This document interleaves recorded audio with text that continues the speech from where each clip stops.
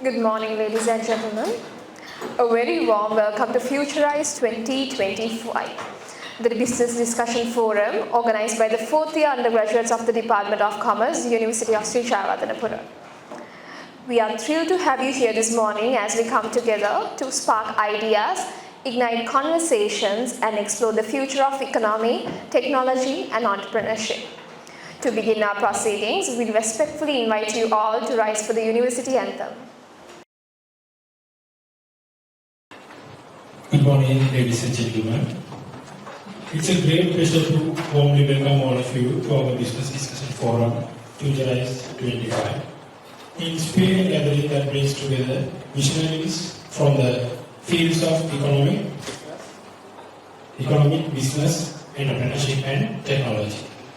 On behalf of my organizing committee, I would like to extend our sincere gratitude and warm welcome to our distinguished speakers, Mr. Akhila Wijetunga, founder and CEO of the Artslab Creatives Private Limited, and Mrs. Adhisha Dahanayaka, founder and CEO of the Double XL Private Limited.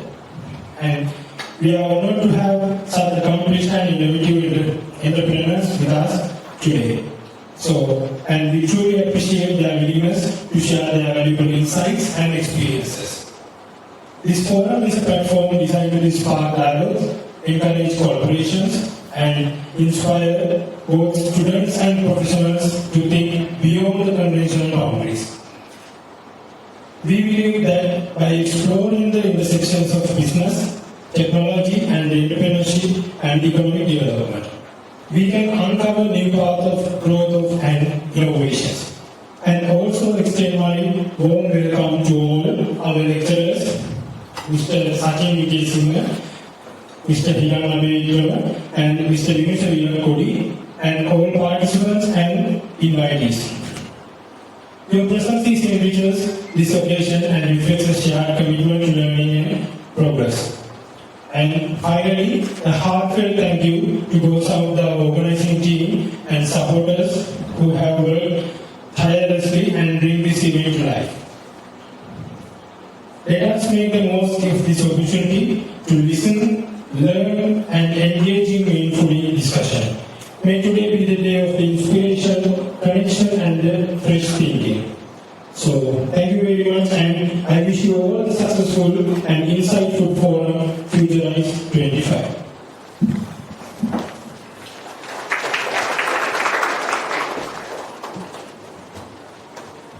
Thank you, Dulaksha. Next, it is my pleasure to invite the course coordinator, Mr. Sri Jayewardenepura, to share a few words and officially open today's event.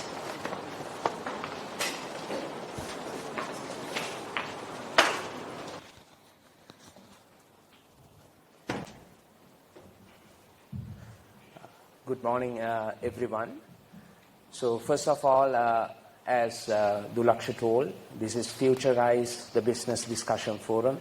So it's a privilege to have our two resource persons for this morning. Thank you very much for considering our invitation in the first place. And I'm speaking on behalf of the Department of Commerce itself, not as the coordinator of this project. So our head of the department is currently on an official commitment overseas, and the acting HOD and some of our lecturers are currently on another project. So this is the representation of us, where others are also with the commitment of the lecturers. So we value your time, the energy that you have spent preparing, giving the commitment in the first place. So thank you very much. And just to reiterate, our objective for today is to share, disseminate, generate the so-called knowledge, and take it as a resonating energy to the outer world. And this also happens to be one of the assignments for the project management course itself, because this is kind of challenging, because this is the very first time we have this curricula as a final year course. So they need to sit for 5 different courses at the same time, as well as they have their commitment for their internships as well as their research work. So it puts a lot of energy and effort from there and also to make this happen. So thank you very much. And also we shouldn't forget the outsiders who have walked in just to see what's happening. in and out of the so-called world of technology, entrepreneurship and innovation. So we very much look forward for a very fruitful session once again. Thank you very much, and with that note, let's begin today's discussion forum. Thank you very much.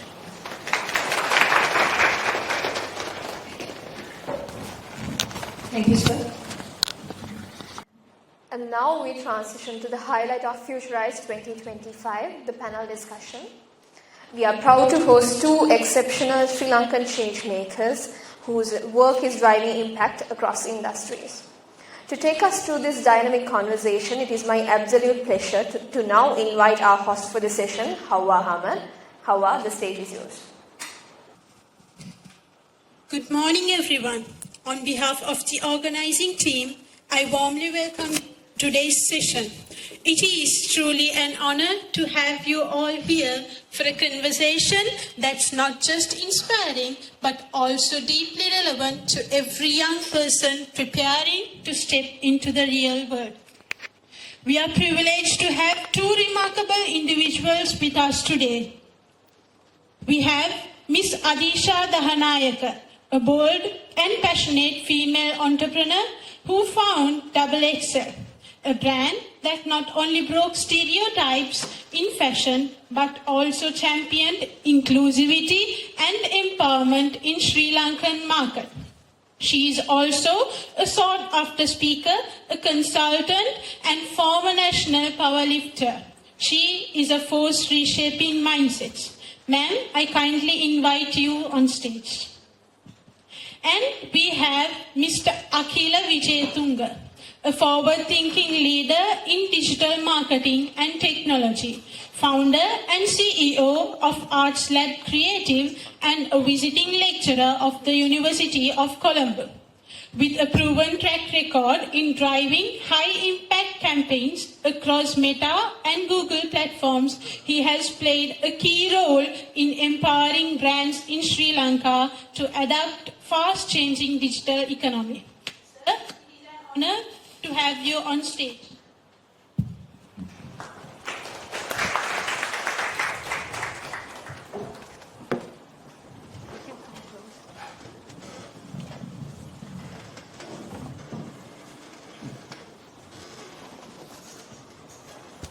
Futurize 25 is all about empowering and enlightening the next generation.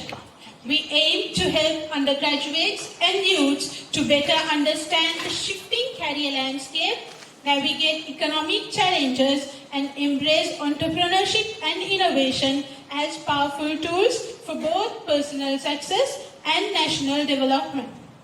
To begin, we'd like to explore the experiences and insights that shaped our speaker's journey, not just to inspire, but to equip you with lessons that are relevant to your own future. So beginning with Mr. Akhila, as someone with vast experience in your field, we would first like to learn about your professional journey. Like how did it all begin and what led you to this path where you are today? Okay, test, okay. First of all, thank you very much for inviting us for this session today. I think throughout my journey as a digital marketer, something that I have really found interesting is to share whatever the experiences and learnings that I have gathered, during this very short period of time with whoever else is interested. Because if someone else is definitely, spending their Saturday morning in a session like this, that says a lot. Because this is your weekend, this is the day that you could have slept a couple of hours extra. This is the day where you could have, spent time with your family, your siblings, your boyfriend, girlfriend on a date or whatever. And then you decided to dress up, come here and be seated for a session to learn about entrepreneurship, to see someone else speaking about their journey. So I think you guys should give a good round of applause to yourself first. So can we please, early morning, guys. Okay, so just to share a little bit of the story, it's been about 10 years since I started digital marketing as a profession. I started off as intern, or I would also call it a pre-internship, because this was way before university started. I was just after A-levels. Something funny that I did during my school days was I figured out a little bit of graphic designing and video editing, and then eventually ended up doing a little bit of designs and photography and all of this stuff for the different clubs and societies in the school. And then at one point I was thinking, these guys want souvenir covers made, they want different artwork done, there are banners for whatever the sports events and all that. I was thinking, okay, I can cover my internet expenses, have a bit of money for my interval snacks and all that. So I decided, okay, I'll charge a little bit of money from you guys. You guys anyway raise a lot of money for your clubs and societies activities. I'll just charge small amount for my expenses. And then at one point, I was quite interested in this story because I realized I didn't have to, ask for my parents money for all the small expenses that I had to incur. That gave me a sense of freedom at one point. Didn't really know how difficult it is to actually get this freedom, but then, at that point in that small amount, it was very interesting for me. But then when I finished my A-levels, I was a bit wondering what exactly to do, because I switched my path along the way into different areas. I wanted to become, it's a bit of a laughing factor also, I wanted to become an astronaut. Wow. And then eventually, quite a lot of subject combinations. I was just thinking about all of that, and then eventually I was thinking, okay, should I do software development? And then I was thinking, okay, software development, might as well get the software developed, but I'll try to understand how the business operates. So that is where I ended up in commerce. My parents wanted me to do biology. I know quite a lot of you would have got pressure from parents. But since a very early age, I could negotiate things a lot better. So I went with one hard and fast negotiation. I went and told my dad, my results are on you. If I fail, it's on you. He was like, okay, do whatever you want. And then ended up in commerce, got selected to the Faculty of Management and Finance, University of Colombo. But until that, usually the local system, we have about one year or so of, nothing that you do kind of a period. So you can do whatever you want. Some people do CIMA, some people start CIMA and stop it halfway through like I did, because I didn't find it interesting for me to do finance. And eventually during this period I figured out, okay, there was this lecturer who taught me, who asked if I would be interested to come and work with him in his company. I used to get paid about 5,000 rupees for doing all of that for about 3 or 4 clients. I didn't know whether I'm getting underpaid, overpaid, rightly paid or whatever. So then at one point someone told me, you're doing a bit of work, you must probably ask for a bit of a raise. And at that point I was thinking, I'm not so interested in a raise, I'm just interested in the work. But then university happened. There are some questions about the university period and starting business, so I'll skip some of the details. But overall, from the time I finished university, I've been mostly focusing on this Artslab Creatives and digital marketing. That has been my profession. I've been learning things on a day-to-day basis. Every new campaign, every new client teaches us something brand new. So that has been a very interesting experience for me to explore the parts of marketing.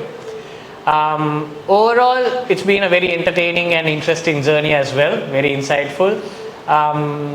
That's the overall journey of me getting into business and starting my own venture. But if I'm to sum up why I got into this, it was the curiosity and the freedom that it gave me. Initially it was curiosity. I wanted to figure out, how do people make money. That was obviously one of the main thoughts. Now the focus would have shifted a little bit from money to something else, but that's where it started, curiosity and then the freedom. Thank you, Mr. Akhila. So from curiosity to recognizing talents, then developing interest towards it, and then not focusing on payment more, but the work, the passion you had, And finally, you have been such a successful person in Sri Lanka. So yeah, that's a really impactful work. I'll just interrupt a small for a small point there. Not focusing on the pay at one point, yes, but at the beginning. Now, of course, yes, because you have your own value. Yes. Now let's shift perspectives a bit. So, Miss Adhisha, your journey may be quite different. So, can you share some crucial moments of yours? Moments? You want me to share about the challenge? Yes, the key challenges, how you overcome those. So, yeah, let me give a little bit of introduction about what I do. So, I'm Adhisha Dahanayaka, and I don't know whether you all have heard about XXL brand. So, we cater to all big size men and women. So, why we started? It's actually very purpose-driven business, a brand, because I couldn't find sizes for myself when I came back from Australia, because I was doing my higher studies there. And I actually started, getting a little bit of weight there. But I was happy there because I had a lot of options. But as soon as I came back to Sri Lanka, I figured like, oh, Adhisha, you don't have anything to wear here. Other than like a pair of jeans and a crew neck T-shirt or something, but not fashionable stuff. So I felt very upset and felt to be included, kind of a fitting kind of a situation, especially within my family and my friends definitely, because they started telling me, Adhisha, you should focus on your weight and but what to do, right? I love it and that I wanted to lose weight. But actually, to be very honest, because I have this thyroxine imbalance, so sometimes you have to take empty stomach, you have to take 50 milligram to 75 milligram just to balance that. So I had that issue, and then I figured my body was changing, right? So the thing is, when you're really facing this kind of a situation, it's not easy. So because I had a lot of self-talk with me, talking to myself, going in front of a mirror and why Adhisha, you're putting on your weight and people are judging you and all these kind of things. And also, unfortunately, where we live, I love Sri Lanka. This is my home, this is my base and my people. But South Asians love to judge and love to talk about negative stuff, right? So every time when I go out, I heard Adhisha, why you're big and you're putting up your weight. So I wasn't very happy journey at that point. So one day when I was at a shop, I went to a shop to buy a pair of jeans. And then the way that she insulted me, talking about my body shape wasn't very helpful. And literally I cried and I came on my way. I was thinking oh, there's definitely a gap in the market. So how can I fulfill the gap? So that was the first thought. And then in 2010, I was thinking, definitely there are people like me who need this solution. So why not bring a solution, So to answer your question, yes, lot of challenges, I would say, because this was a very new segment. So in Colombo, I'm coming from Kandy. I'm from Kandy. I studied in Good Shepherd Convent, and then I went to Australia and came back and started living in Colombo, and wanted to pitch the brand in Colombo too. So it wasn't easy because in Sri Lanka, people take time to adapt. I'm talking about 15 years ago. Now, definitely not with Gen Z is the new generation is really adaptive and evolving. That's really good. So at that point, we didn't have a lot of, digital presence. We had all these magazines to papers and, TV and radio channels.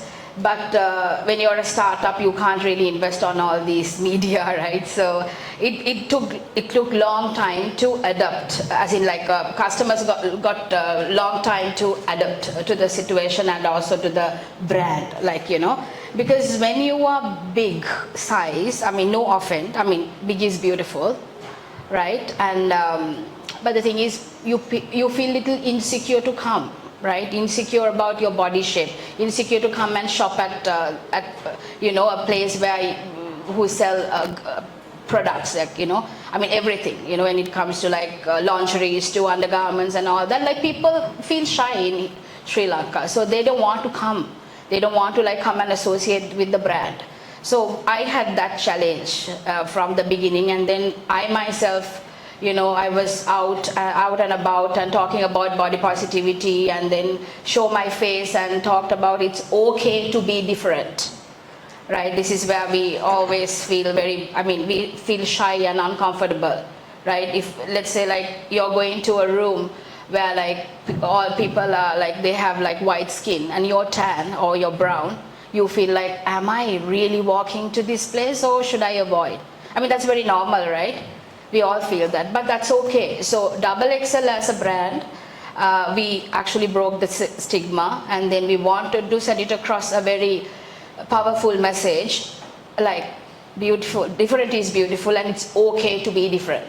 So that is where, like, you know, I mean, that's how I got, that is my first challenge. I mean, how can I bring people into the store and my customers?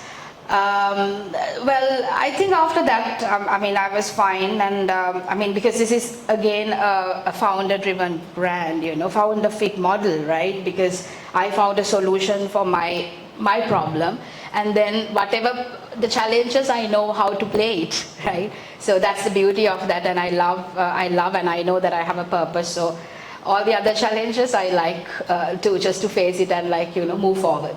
Yeah. That was truly insightful. Like, it takes a lot of courage to break insecurities and then overcome the self struggles and do all this. So yeah, overcoming challenges and building something remarkable is obviously not a small thing. Moving forward, Mr. Akhila. Entrepreneurship is a key component of national development, but within our school curriculum, it is not much emphasized. So in your view, what role should entrepreneurship play in the education system, in our education system? Okay, this is a very interesting question that I can probably go on for hours and hours. But these guys are, this purely a personal opinion on our education system. By no means any disrespect to the education system of Sri Lanka, which has produced amazing individuals to this world, right? I'm a product of that for 13 plus 4 years. So I can obviously be proud of what I received as free education from this country. I'm thankful to everyone, every possible taxpayer who contributed to that degree that I got from the university and my 13 years of education, primary and secondary. However, if I really look at, you know, the experiences that I had personally or witnessed throughout school or university, something that I have noticed looking back is how we were pushed to run someone else's race. Starting from grade 1, we are trained to, you know, confine our thinking, confine our thoughts into rules and squares. Yeah, if the moment you go, you know, that one small stroke of your letter goes out of that line, that is not acceptable. It's more of conforming to someone else's rules, regulations, ways of doing things rather than exploring and understanding. Now there are different introductions into education system called STEM education and all of that, where you go with more experiential based learning and all of that. However, being in the country where we are for quite a lot of years, decades, how this country was run and ruled, and the leadership decided how the education system should be, this is where we have ended up. So can't help, we can't complain too much about it, right? But something that we will have to understand, or at one point, if you guys are parents and you have children, the day that they are going to school, you can be more informed parents. of whether you are going to get your children also to run the same kind of race. Yeah. Until grade 5 you run a race for scholarships. Quite a lot of people do that. Right? Except for very few schools, the titled or labeled Janapriya Pasal, except for those, those schools also go for the same scholarship, I don't know why. When I was in grade 5, our principal came and said at a parents meeting, if you want to push to our parents obviously, if you want to push your children for scholarship, be prepared to take them out of the school if they don't get the pass mark. That was a joke he did, but what sense would you mean? I come from Royal College and generally in most years, the highest number of marks will be taken into Royal College. And if you are still in Royal College, why on earth do you have to still do scholarship? What for? What are you trying to pass? For education purposes, yes. But the parents coming and pressurizing these kids, it won't make a lot of sense. Okay, that hurdle you jump.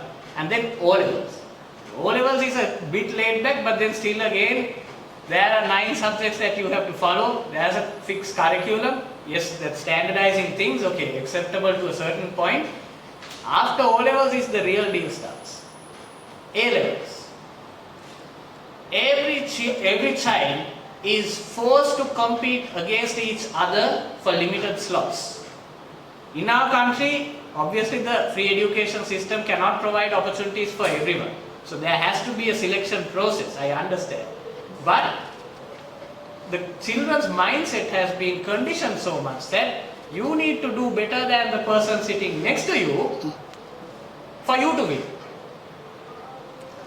Something that I have noticed, like I said, not research backed, personal experiences, observations and opinions. Something that I have noticed in especially most private schools or private universities, they do have competition, but not the same kind of competition. Because them educating themselves with their parents' money or wherever money does not strip away the other child's opportunity. It's their own performance that they go through the process. So, entrepreneurship on the other hand is basically a lot more exploration, experience, learning new things, curiosity, giving chances for making mistakes. At school you make mistakes, you have a lower grade in class, you're not so respected by the rest of the children, you're not so respected by the teachers, you're not so respected by the parents. There are, the lowest, the kids with the lowest marks will be taken and put into a different class. The kids with the highest marks will be selected and put into a different class. Why is that kind of a classification, right?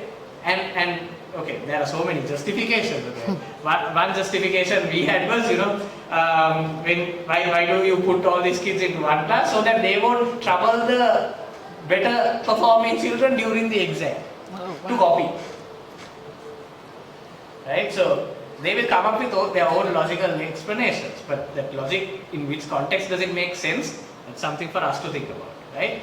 So entrepreneurship, if it can be introduced, what can be introduced is not at school level, not to go and teach a kid how to do a business, how to do your tax accounting. Yes, important, but you don't have to start with that. Start with giving the kids opportunities to explore, learn things, get out in the nature.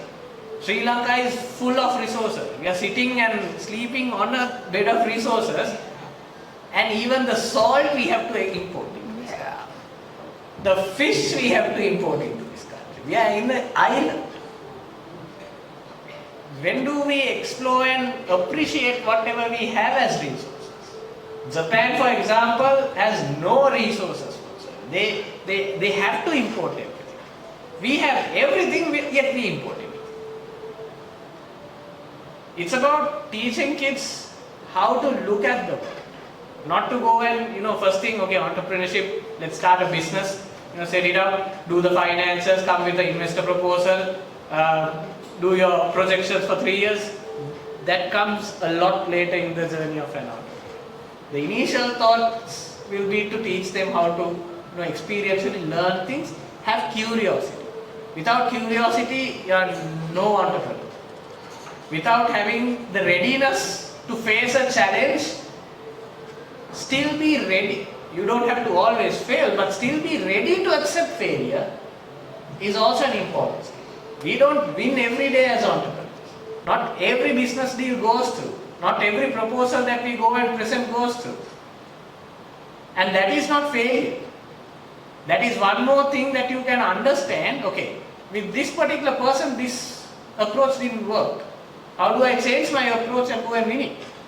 Sometimes with the same person we might not win. With the next person we win. So from school days we need to train kids for it. School, universities. I remember grade 13 class teacher said, A-level pass කරගන්න ඊට පස්සේ ඔයාලා ගිහලා ඕන එකක් කරන්න. ප්‍රශ්නයක් නැහැ. Then you have the freedom. And then they were like, do whatever you are told in school. In university you can do whatever you want. I went to university. Every lecturer says, study this note.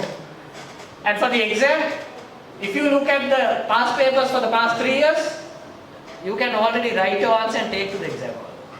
You don't have to go and wait till you get the exam paper. Why?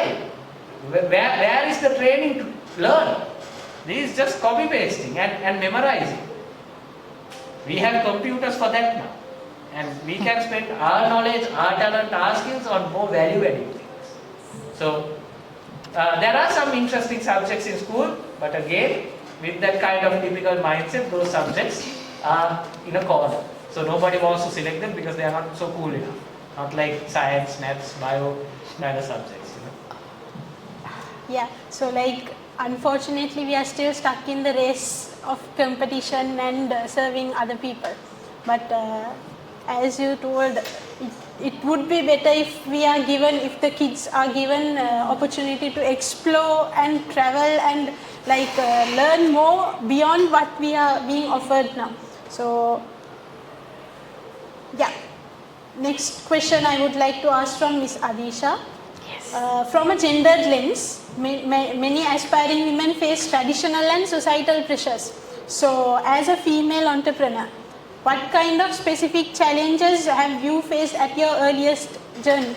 And given Sri Lanka's traditional societal norms, such obstacles might be from friends, family, the society. So what message would you offer to aspiring female entrepreneurs who wish to start their own business? Well, this question, I actually, sometimes I'm like, why people really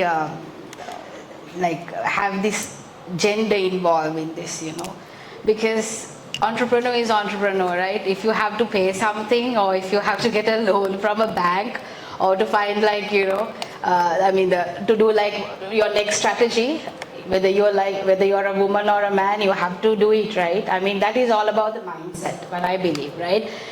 For your question, when it comes to Adhisha Dahanayaka, I actually don't care about my gender or what. I just have a purpose. I just want to do it right, and I want to somehow create my team and enjoy the journey while I'm here, right? Because this entrepreneur, I don't know, people really, some people say being an entrepreneur is it's very, it's not 9 to 5, it's full-time thing. But for me, I really enjoy my journey because I'm blessed to be here, right? So when it comes to, to answer your questions, yes, I have seen a lot of women, they struggle because, if I explain about what I have experienced, right? In my, at my office, at my workplace, a lot of women, what they do is they come to work and then they really give focus, and then after 2 years, they're like, okay, now I'm gonna get engaged, right? No offense to any men here, but they engage, and then they're like, okay, I'm like, okay, because I know these girls are amazing. They have so much, so many things to bring onto the table, right? When we work, especially my designers, right? And they're like, later on, they're like, after 3 years, they're like, I think now I want to stay home because I think I want to have to have a child or a baby. So See, the thing is like, I do not have any babies or, I mean, it's not a good thing. It's always good to have family and have a partner, like enjoy all these things. But while you're enjoying all this, you still can give, still can give your 100% to your work or your entrepreneurship or whatever you're doing, right? But I don't know why people don't know how to manage time and, emotionally, how can you really like, get these things in correct position, So when I asked them like, why you want to, because the thing is, I don't want them to let go like that, because they have trained well and they have given so much to the company and they are really good when it comes to individuals.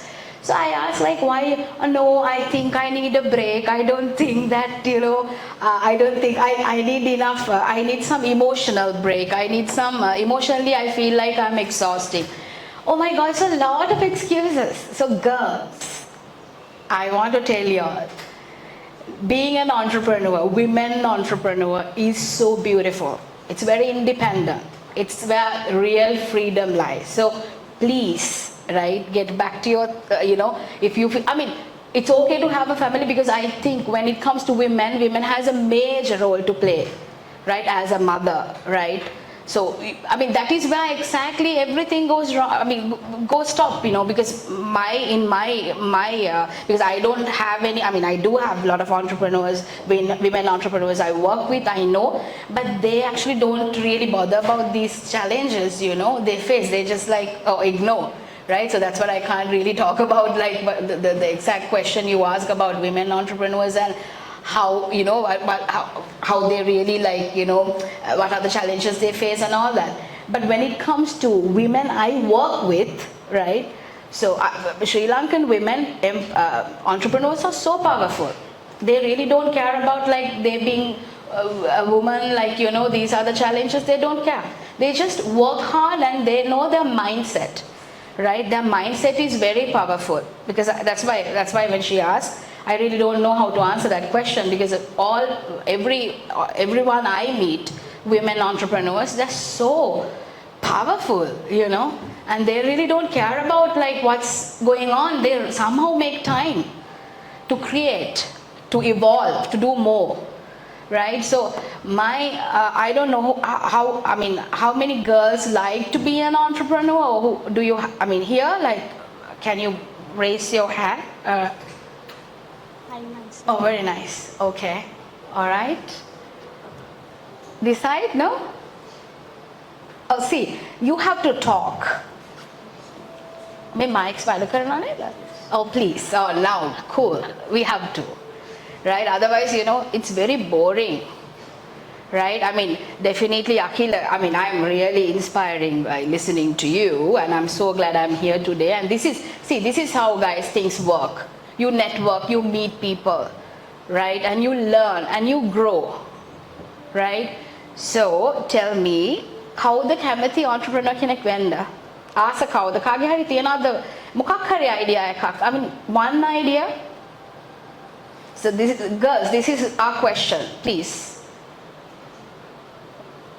Yeah, please.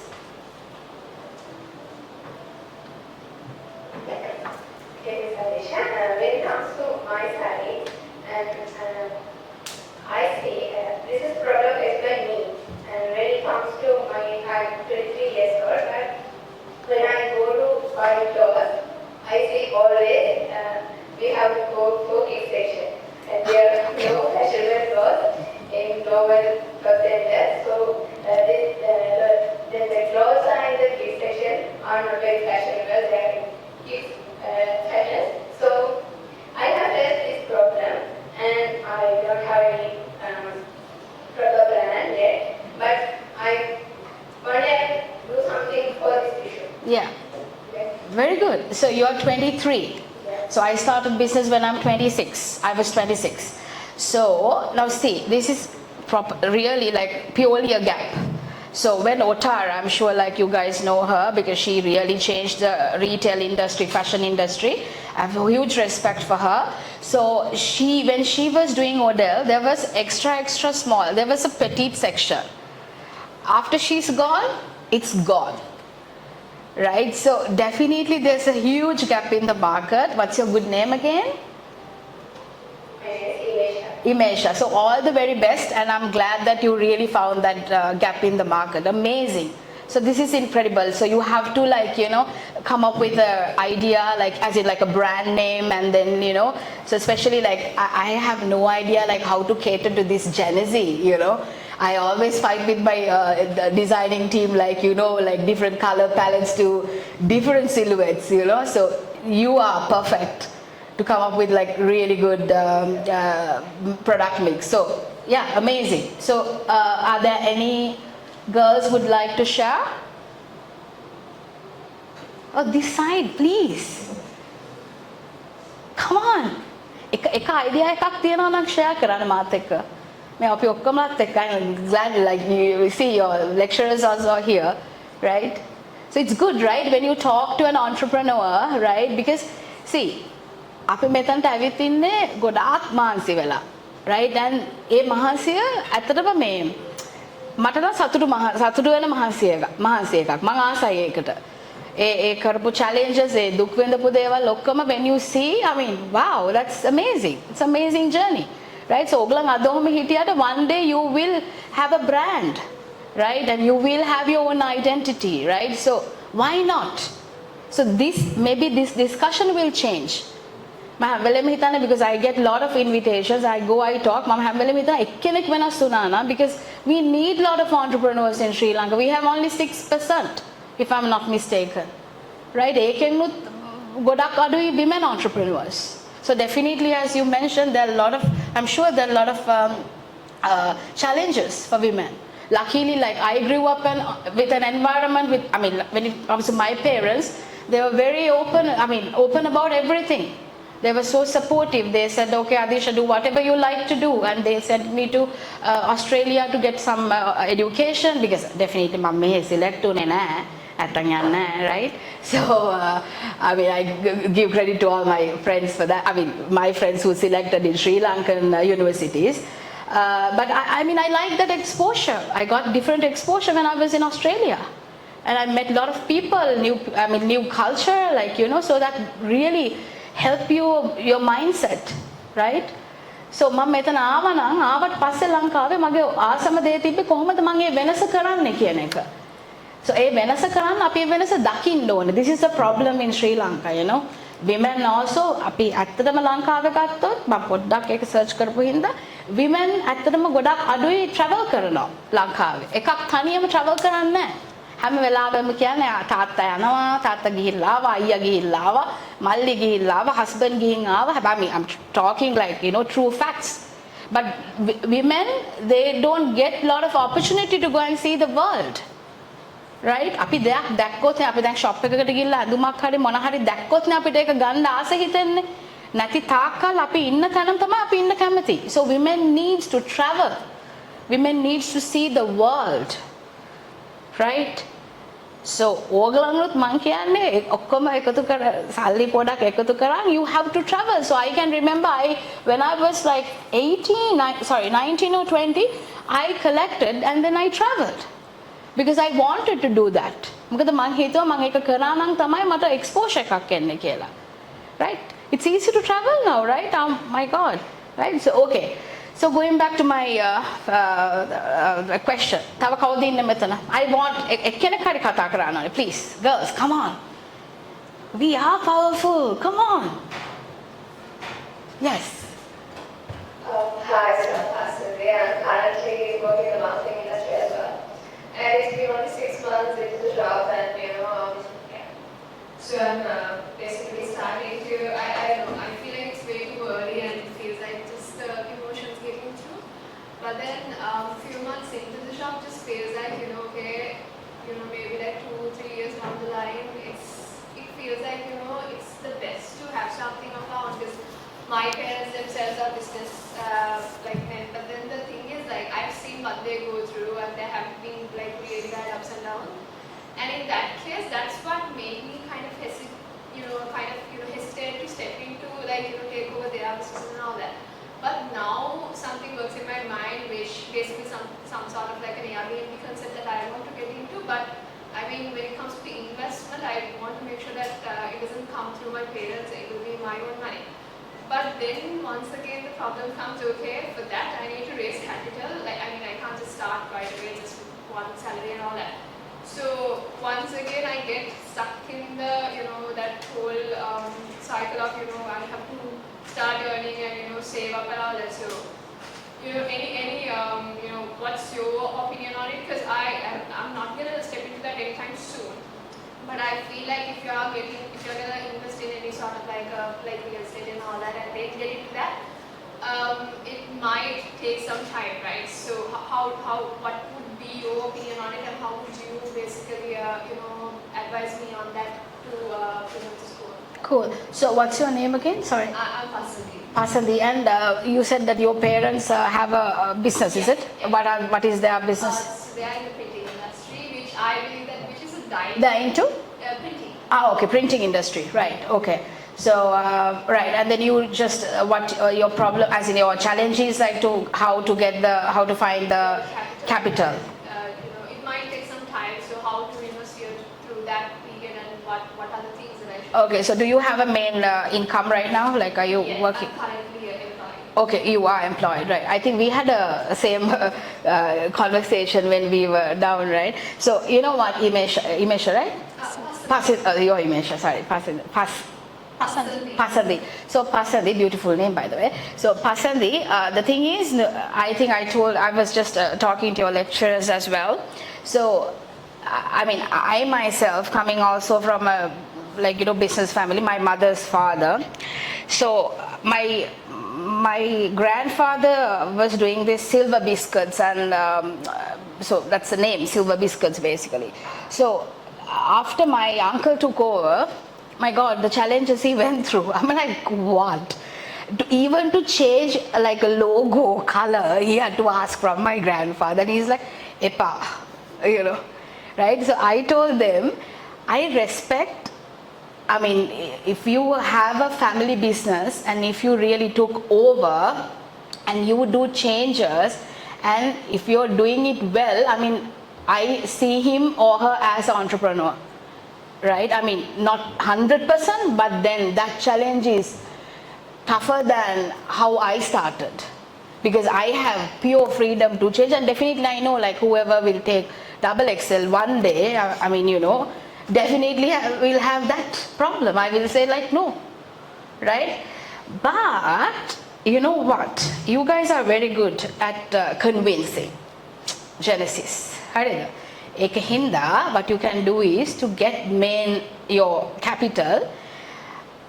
Right at the moment, it's always better to talk to your parents. See, sometimes you have to be a little smart, right? I mean, this real estate is not my thing, but I'm talking about as a woman to woman kind of a conversation.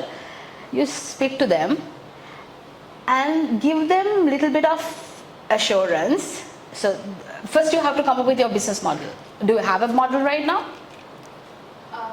It's not exactly, but still, like I'm planning to maybe 2-3 years down the line to step into that. So currently, kind of planning on how to. Oh, great! You have 2-3 years, yes. Right? So by now you know exactly what you want. Oh, this is incredible.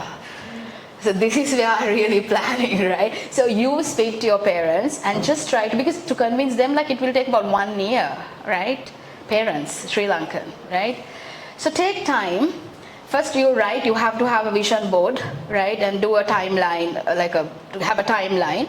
You have 3 years, find a name, find a brand name, and talk to your parents and show them like this is growing market. Definitely Airbnb is like perfect. That will be amazing, right? So show them this is where, because if you wait until you save and start, it's never going to work. Have like 50% your savings, ask them, but again, your parents, if you ask like 50%, then you have to show them like, oh, this is the return. Otherwise they won't agree. So show them the return and be smart and talk to them and plan your 3 years timeline. And then why don't you get into? But first you have to know exactly your brand and the tagline and vision board. You have to have that, right? So since you guys actually talk like your Imesha and Pasandi, the same question, Mama Oglang Ahanna. So, can you ask the question as in like what are the challenges? If you start this, what kind of a challenges you will face in your perspective, right? I mean, yeah. As a startup. Yeah. I mean, I would be a little afraid to, like I've seen what, like my parents getting bankrupt and all that. So I would be kind of afraid of failure, which I know 100% is going to be a part of. Failure is powerful. That is very dark spot. Yeah. Man, I've been there, done that, right? It's powerful, it's so dark, but on your way up, it's so beautiful, and you learn, right, out of nowhere, and then you really learn, and then after that, whatever happens, you really know how to get up and move forward. Okay, go ahead, please. Yeah, so I mean, getting used to failure. I mean, obviously, I will have to get used to failure. So I feel like that will be the key challenge that I. Exactly. Okay, super. You? It comes to me, difficulties I face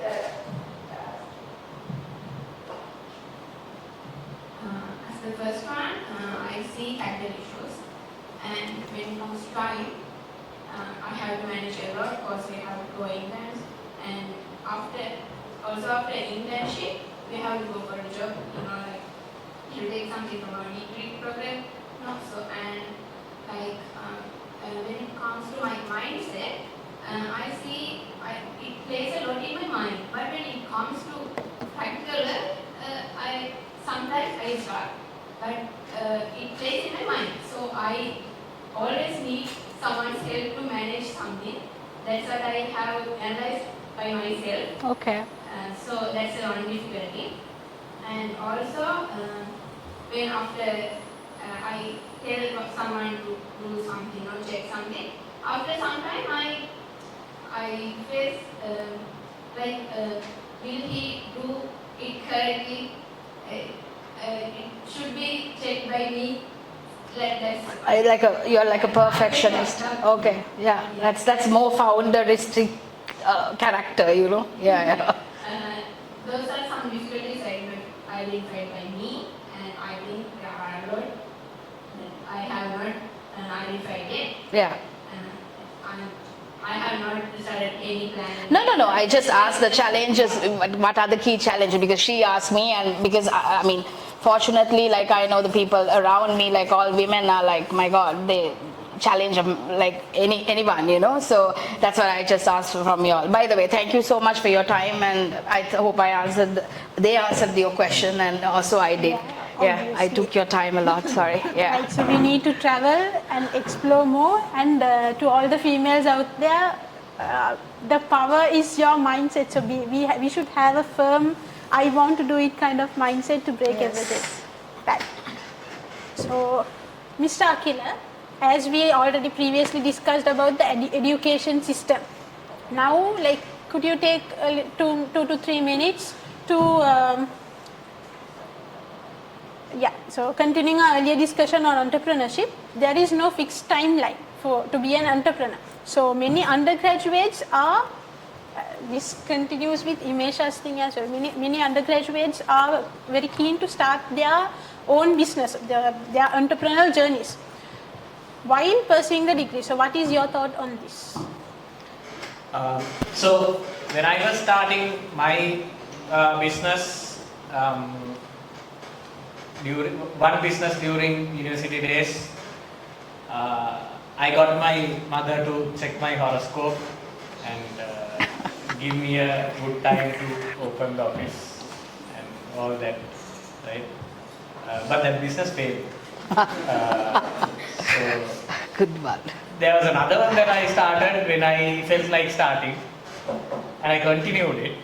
There were so many challenges that came my way, but that's still surviving.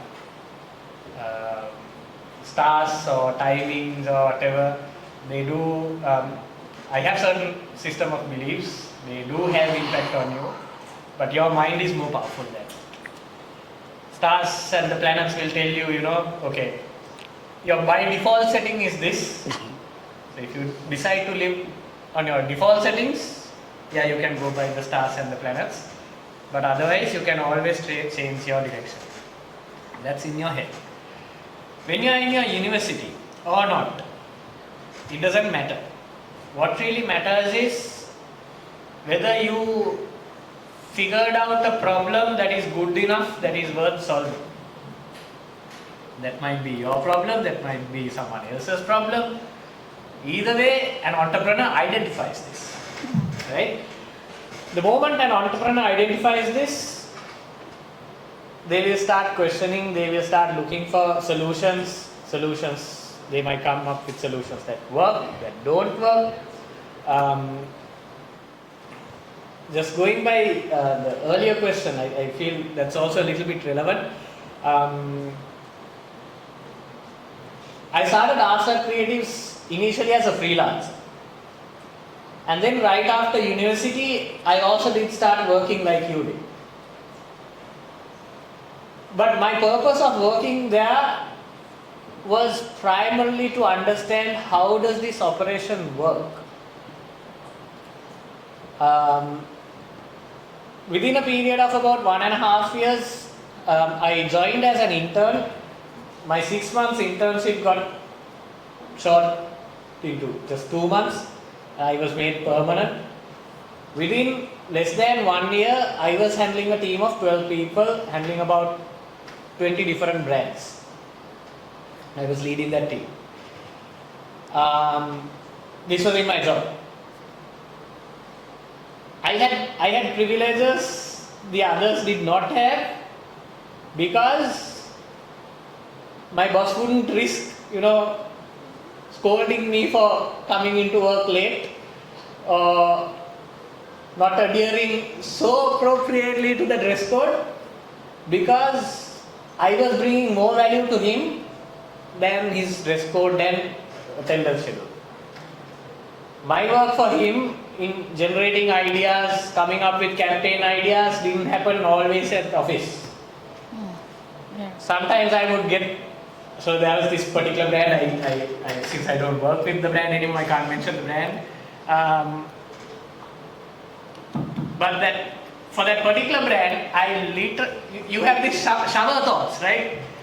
This campaign that broke this brand into the market literally came during a shower. Now, am I going to go and ask my boss to pay me for the time that I was in the shower? No. But just because I got the idea in the shower doesn't also mean, I can go and ask for compensation for him as well. Timing is actually important for you to understand, because whether you are in university or not, I'll come back to that point.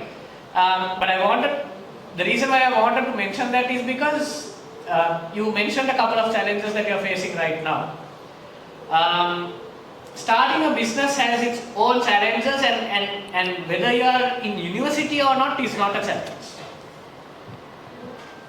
Some of the points that you guys mentioned are definitely challenges. And that doesn't matter whether you are 17 years old or 63 years old. Why specifically 63? My mother just started a business. She is the librarian of the University of Colombo. She has no reason whatsoever to do a business or start a business at this age. I mean, she has her own money, she travels on her own. She is not dependent on her father. For whatever the reason, she has her own independence. Yet, at one point when I came home at around 5:30 or 6 in the morning after completing a project. That day she was talking to me. Now I haven't even gone to sleep. She's making me breakfast or rather dinner, because I didn't eat the last night. And then she went on to saying how she feels bad to not do anything at home except for the time that she goes to work. And I asked why. She's saying, you are staying up, doing all your work, going back to work the next day, it hurts to watch that. I said, don't worry about it. It's just something that I enjoy, and I'm building something. I am so proud of myself. I was able to inspire my mother to 2 years later launch her own brand of handmade natural soap. Now what was her problem? Her problem was all the products that she has to buy from the market has enough and more chemicals in it. So she decided, okay, we'll make at home. And then eventually it became a business. That's her at 63. Initially when I started, I was 90. I was in university. During university, I was doing a bit of freelance work. I told you I could negotiate a little better relatively. So I negotiated with my clients, okay, during our exam periods, that 1 month I will make sure my clients know, okay, I have exams, don't bother me, don't call me, your content, your post, everything will be done, designed, scheduled on time. But ahead of time I will speak to them, get the requirements, ask what's coming up, and then prepare and plan and then go for my 1 month of exam holiday. Not holiday per se, exam period. Right? And there were some of my friends who started way before I did. They started on their own, they started their own companies. Some of them right now are making more money than I am. Some of them are making less money than I am. But it doesn't define my journey. My friend's journey is different. He is in a different industry, different caliber, different kind of all of that. Also, another factor about the funding, right? You mentioned a very valid point for anyone who is thinking of entrepreneurship, starting a business. Where do I find the money? Where do I find the time? If you are doing a job, great. Keep doing it for at least another 2 years. Learn everything possible in that industry. If the industry that you are in right now is not the industry in which you want to start your business, stop what you are doing and get into that industry. Learn that industry inside out, or whatever you can for 1, 2, 3 years.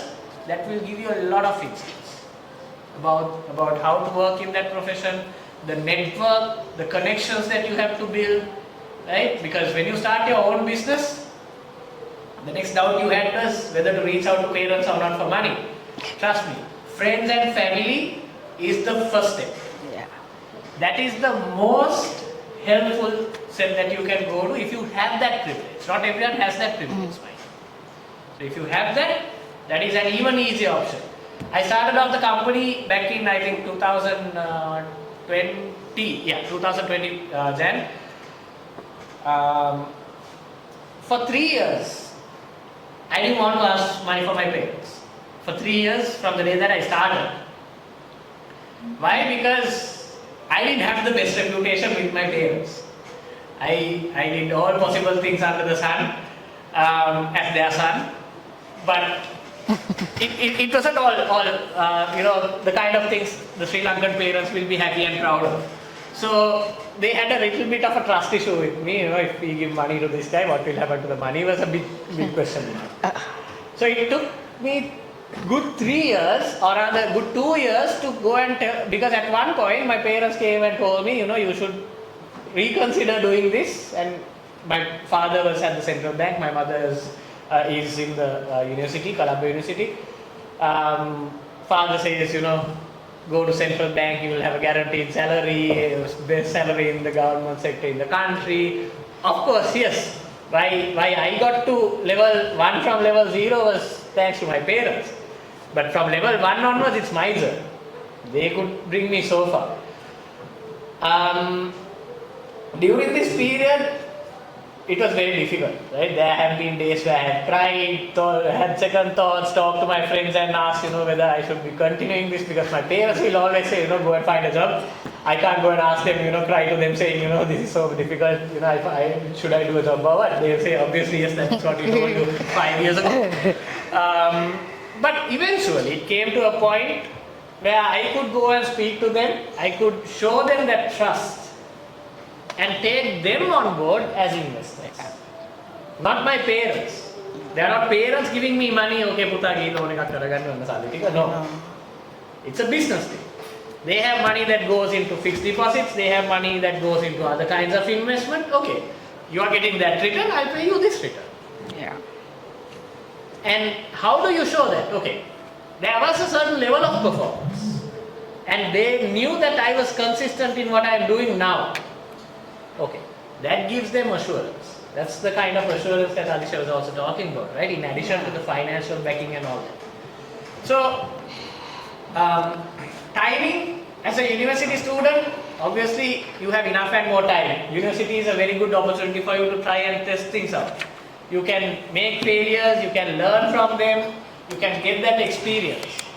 I'll just share a bit of a story of the kind of things that I was engaged with as a university student. I was in the Faculty of Management and Finance, University of Colombo. We had this project, similar to these kinds of projects, we had this project called the CDP project, the Community Development Project in our first year. That was the very first time that I got to do a project at university. I was very interested with that and then joined Road Track. I'm sure some of you must be in Road Track, Leo, Gavel, all these different kinds of clubs. These clubs and societies give you so much experience depending on how you decide to look at them.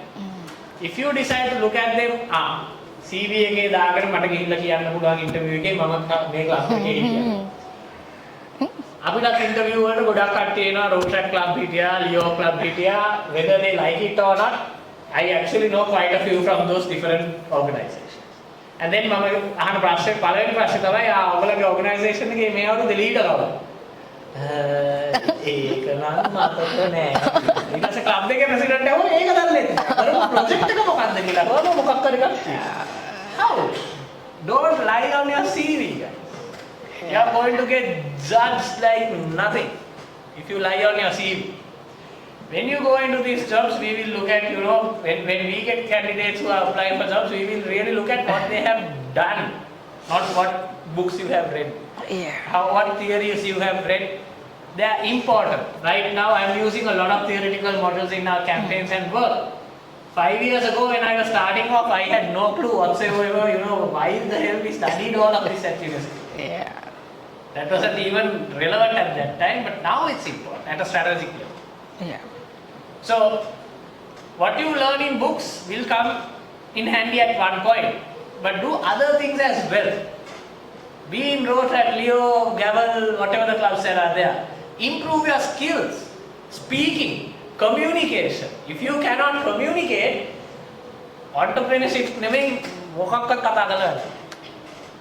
you can't get your first job, a satisfying job, if you can't communicate, if you can't present yourself. Right? So, university is a perfect time to build these skills. These skills are the foundation of your entrepreneurial journey. So, make use out of it. Like I said, I was involved in Road Track, I was president of the Road Track Club, and then I was in the Road Track District. In the same time, I was doing swimming and karate at uni. I got colors for swimming, not for karate, because I got kicked too hard.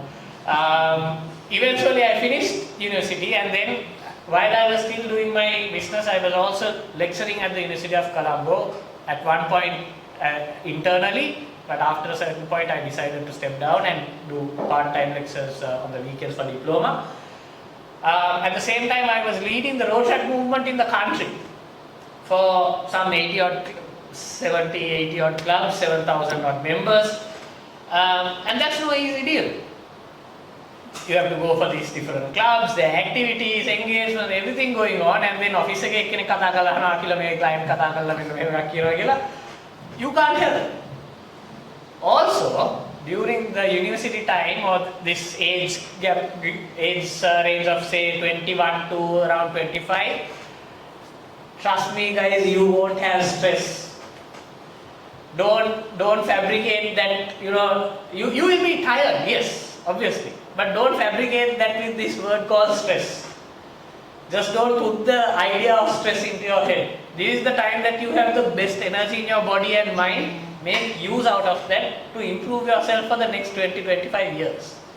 So, university time, is that a time to start a business? Any time is a time to start a business. University time will be a good opportunity for you to polish your skills and be prepared. So, do your education as equally important. Something that I would like to mention is, there are a lot of people who, I don't want to point out anyone, but some people who do not go through the formal education process, some of them do really well. Some of them have got into this practice and habit of degrading education. They go on public forums, on social media and humiliate people with a degree, or the people spending time doing a degree. Don't have that attitude as well, right? Because what you learn here is very valuable. If you know what you are learning and why you are learning it. If you just came here to do a degree and pass out and go into the world not knowing what to do, then that's a different story. But if you are really here to learn something, there is a wealth of knowledge. So don't disrespect these kind of qualifications as well. I know it's not relevant to you guys, but wherever you see that also, try to make a voice, right? Because spending 4 years here and getting this degree is no easy deal. If you get it right, it's all good for you. So starting a business, no strict timeline, nothing specific. Whenever you feel ready and whenever you have an answer to a problem that other people have. Yes, thank you so much for inspiring stories and perspectives. And now we have an important session of our forum discussion, and I would like to ask Ms. Adhisha, fashion is an industry that constantly evolves. What strategies has XXL employed to successfully adapt frequent changes? And branding demands more emotional connection and market differentiation. So how did you work to position XXL uniquely in the minds of customers, and what key elements contributed to brand loyalty? As I explained earlier, it wasn't very easy from the beginning to position the brand, we struggled a lot. We positioned at certain position in the market, especially we being a different brand and different product mix, because every other clothing brands, they were actually catering to certain body shape, let's say starting from extra small to large or extra large. I'm talking about 15 years ago, okay? So, but we wanted to start from extra large to 7XL. So definitely a different product mix, different strategy, different body shapes, everything is different. So from the beginning, I knew that this is going to be a hard platform for me to pitch. But again, I knew a lot of people wanted it, but definitely people didn't show that, right? So, and also I know as a brand, when it comes to plus size people, it's very emotional.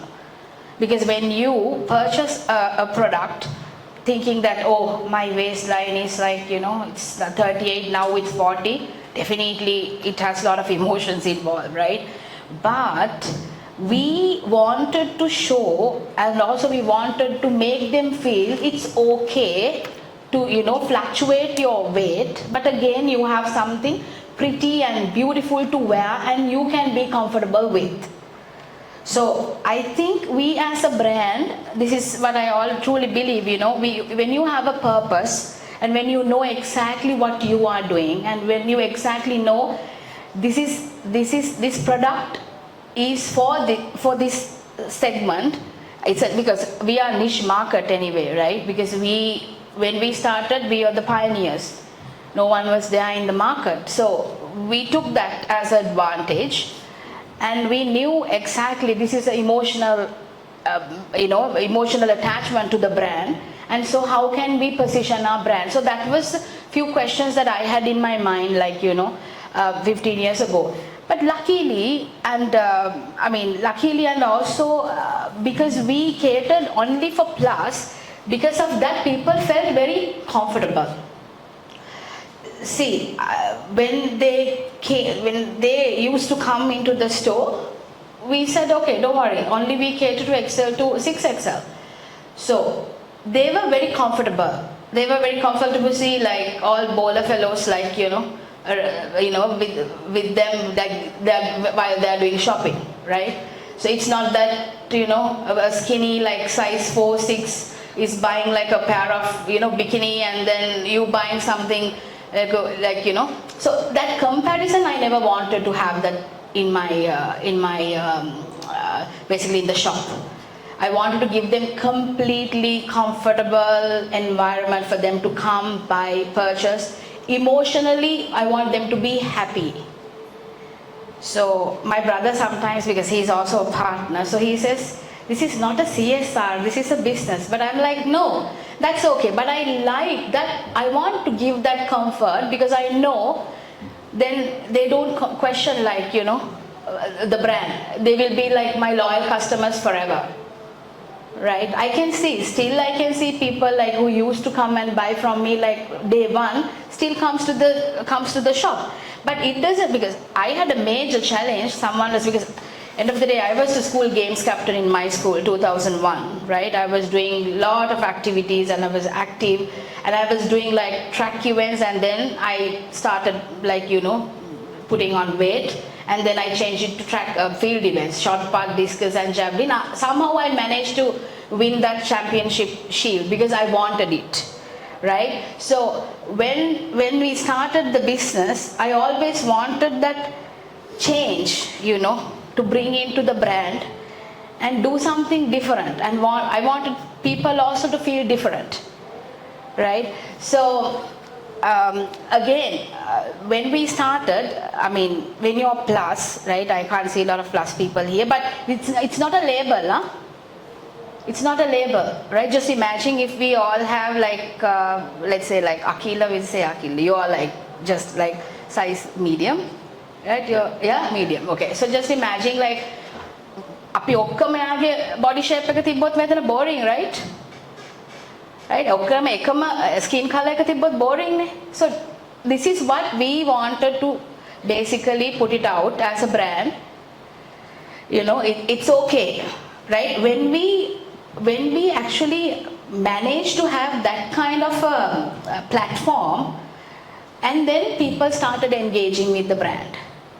Right? So only thing I always say to my team, marketing, to all these new Gen Zs are like really like giving me good time at work, but I love them. Like 50% I told them I'll tolerate y'all, 50% you tolerate me, right? So we are in an agreement. Otherwise it's really, because they don't want to go back to basics. They always want to like go with the, like all these new things, that's okay. But you have to remember, millennials are still, they have very good spending power, right? And they still, see, when you are at 42, when you are at 35 or 40 plus, you don't want to change your wardrobe. You don't want to change your, the style, what you're wearing, unless you come, your girlfriend or new wife or husband is changing it for you. Right? So millennials are very powerful when it comes to, so when we are in the fashion industry, these two generations, all these, their changes really matters, when it comes to product mix. So that is why I have invested a lot of money last year to bring that new insight, especially when it comes to the fashion, as in the brand, as in the branding, as in, let's say, the advertising, marketing, the tone. Right? Because if Gen Z doesn't like that, they don't like. Right? They just don't care like watching that video, or like, they don't engage that post, with that post. So they ask me to start like TikTok. I'm like, what? Right? True facts, right? Because I'm like 42 and what should I talking? Definitely if I start talking about like building my brand, it will be boring after few months, right?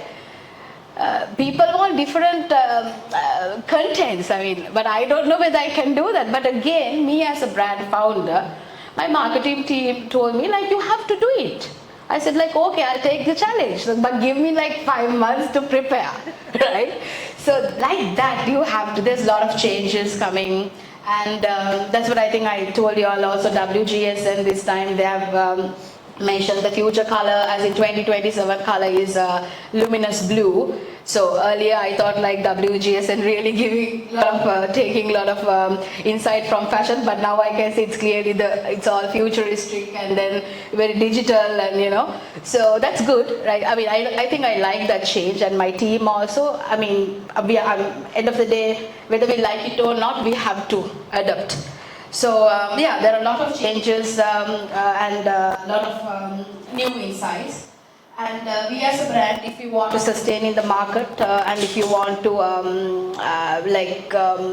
anyway, like my goal is, my dream is to pitch my brand in global one day. So if I want to do it, I really want to keep evolving. I want to keep, doing changes and do different things. But again, I want to keep my basics in place, because that is where this brand builded.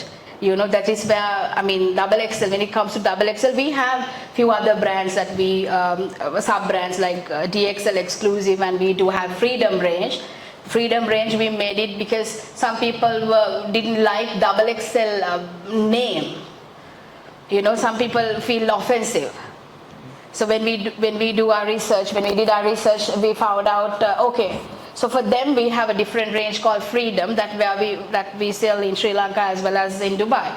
So like that, we have to adapt for certain markets and certain, right? So yeah, so those are the changes we actually made throughout our journey. Thanks. Thank you, ma'am. Even my personal experience, I would like to tell. So I have seen big size, chubby people, I would say. So when the whole world judges them, they feel like they get a recognition from Double XL. So that is one great emotional connection they have. Like even if they don't effort, they'll be like, no, I have to go to this place one day. So that kind of emotional connection and loyalty is there with Double XL, I would say. Thank you.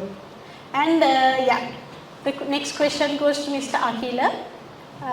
Technology changes rapidly, and this is a major challenge for businesses to adapt. So, and at the same time, when there are so many ads presented daily, only few are making true impression. So, how is sensory marketing affecting this? Like, how can businesses implement sensory marketing in their marketing strategy, and what is the role of AI as well for businesses to adapt these dynamic environments?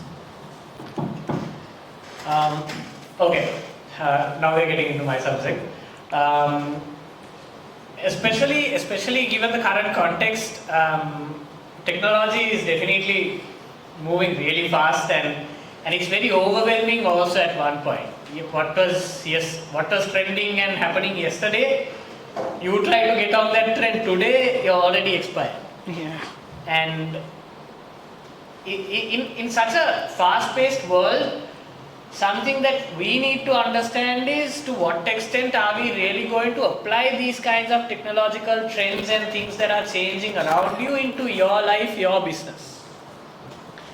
Just because there's a trending audio, a trending viral TikTok or reel or whatever, doesn't mean you have to go and jump on that same trend just because it's a trend. Yeah. You have to obviously understand which trend is for us, which trends align with our values of our business or the values of our people or whatever. That's very important in order for us to keep up with this kind of overwhelmingly changing new technology and trends. However, a bit of a different way that we like to look at technology at Artslab Creatives especially is now back in the day, if we had to write an article, for example, a Sinhala or an English copywriter will be briefed on මේ brand එකට තමයි ලියන්නේ, මේ විදිහට තමයි ලියන්න ඕනේ, මේ points එක තමයි cover වෙන්නේ. Then the copywriter will do the writing for us. Now, you guys, I guess none of you use calculators at school for doing math. O-level වලට log අර පොතක් හරව නේද බැලුවේ, right? Calculator එක ගාලා උත්තර ගත්තේ නැහැ. But university එකට ආවම දැන් calculator එක පාවිච්චි කරනවනේ. දැන් ඒකෙන් එතකොට අපි කියනවාද calculator එක නරකයි කියලා. නෑ. ChatGPTත් ඒ වගේ එකක් තමයි. Oh, yeah. Right? The lecturers are going to help me. That's quick, no? That's like... right? So at one point we learn how to write, we learn the letters, we learn the grammar, we learn the spellings, we learn different writing styles. Now there is this tool that helps us just do the writing part faster. The problem arises when you go and copy paste their questions into ChatGPT and copy paste the answer and go back and give it to them. That is where the problem happens. When you don't know what ChatGPT has written. If the lecturer comes and asks you a question out of what you have written,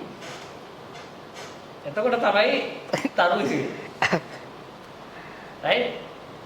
But understand, these kind of technological advancements won't be stoppable. The educators need to understand that is inevitable. You can't stop the kids from going home and using ChatGPT and writing an answer for your question, assignment or whatever. So something that I also noticed happening when in my lectures, somehow or the other I also managed to get on the trend before the others and change the assessment style a little bit.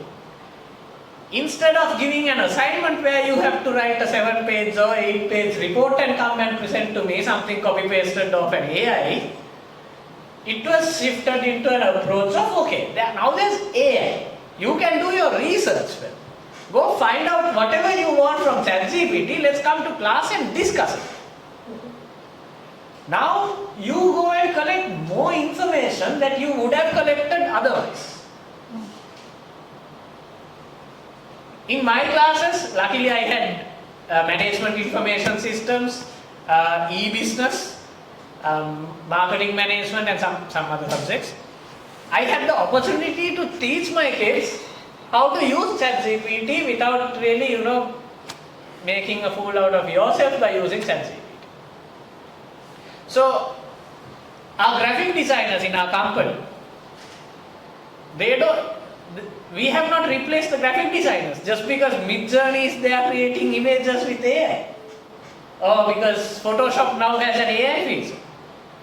We need more designers now. Why? Because we get more work. Why is that? Because we deliver designs faster. We deliver designs that would have taken, we do this thing called manipulation. Anyone into editing, photo editing, graphic designing, anyone?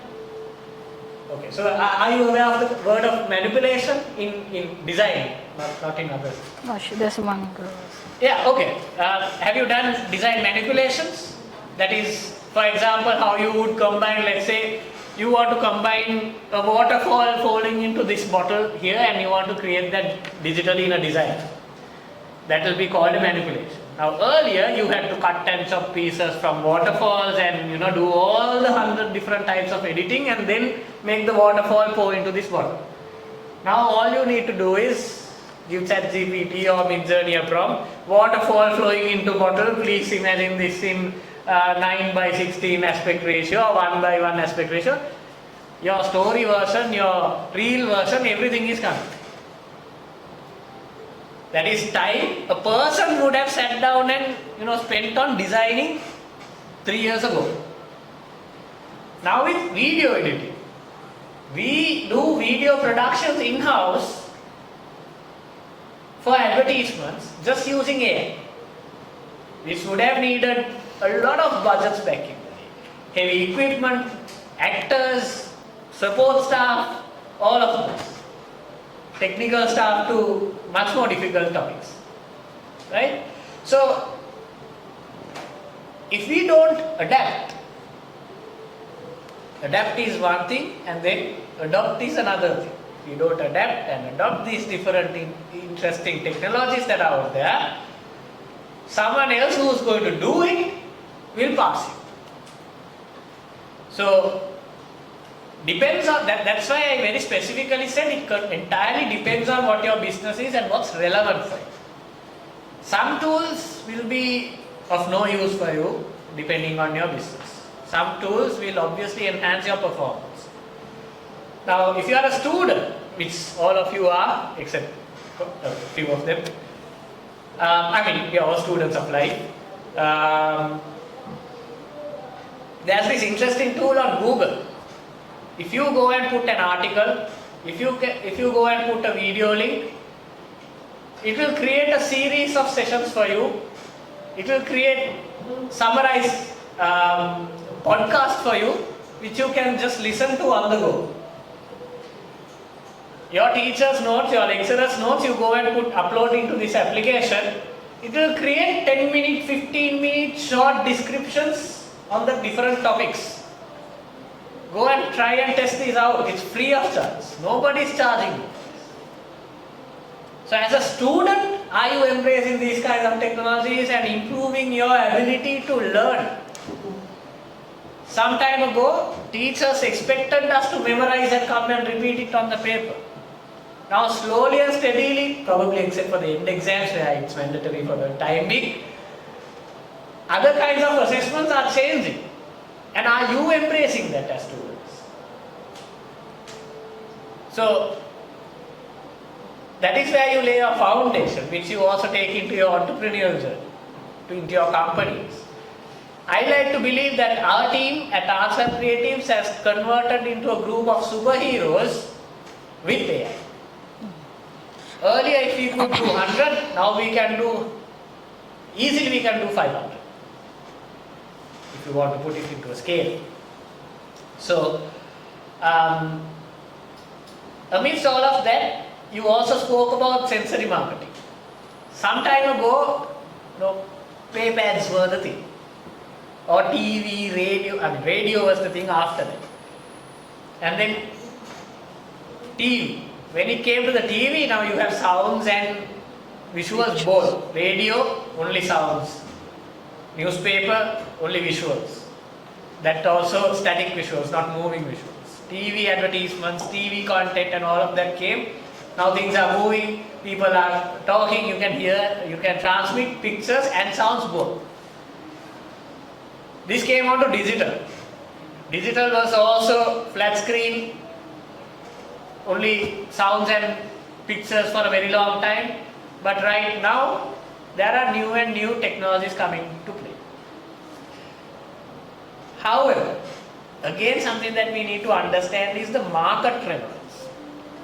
In your degrees or in your programs, you will learn about the benefits of digital marketing, social media marketing. You can do niche targeting, unlike running a TV advertisement, you have these benefits. I know the entire list because I've been teaching this set for my students as well, right? And they've been trying to memorize all that also. That's for theoretical purposes. If you take Sri Lanka as a country, we really don't have that much of digital literacy. What is digital literacy? That is people having the ability and to understand what happens on it. Some time ago, how you measured literacy rate in general was, I don't know if it's still the same. After a certain point, I gave up, being bothered about those kind of things. At one point, literacy rate was the ability to read and write your name and address on an envelope. Digital literacy was so different. Or computer literacy, you follow the instructions, turn on a computer, turn off a computer. What can you do with that on a computer? Right? And that was somewhere around, I think 53% or 63% something. And then we talk about the internet penetration to all of these insights and statistics. Very good. You go into a rural area. You go into a අපි වතු කියලා කියන්නේ වතු පැත්තකට ගියොත් rural යන්න ඕනේ නැහැ කොළඹ ඇතුළේම තියෙනවා. ඒ වත්තක් ඇතුළේ ගිහිල්ලා අහුවොත් කී දෙනෙක් social media හරියට පාවිච්චි කරන්න දන්නවද කියලා nobody knows. And the primary language is Sinhala. Our brands are pushing out all the content in English to mass audience. Doesn't work. Right? The mass audience in Sri Lanka, whether we like it or not, is a Sinhala speaking audience. The most engaging content in Sri Lanka is Tamil content. Oh, wow. Because they don't have a lot of content, the population is small, so you do get a lot of interaction. Right? So, understanding your market and your environment is really important. So that is why I said just because technology is out there, you don't have to be threatened. Sri Lanka is already 20 years behind the scene from the rest of the world. Whatever the trends that come into the world right now, digitally, on social media, generally it will be popular in this country about 4 to 6 months later. Anything that is going on TikTok or trending viral content kind of things will come a little faster, but generally trends about 4 to 6 months delay. Something that happens in the Western world, when those trends come here, it will be a little late.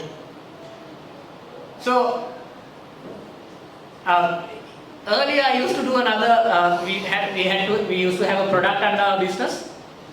It was for lawyers basically to sort of digitalize some of their work processes. I went and spoke to a lawyer, and very interestingly, he gave a lot of inputs. And one input was that Singapore legal system, entire legal system went paperless 20 years ago. And then when we go and pitch this product of ours to our lawyers in Sri Lanka, there was one lady who said, "File එක නැතුව මට lawyer කෙනෙක් වගේ තේරෙන්නේ නැහැ. මේක පාවිච්චි කරා කියලා මට වැඩක් නැහැ." Oh, wow. Right? So you really want to feel that lawyerness. Right? So adapting, we need to understand when we need to incorporate those changes into ourselves, our companies or whatever, the processes. Especially with AI, things are now, like on rocket fuel.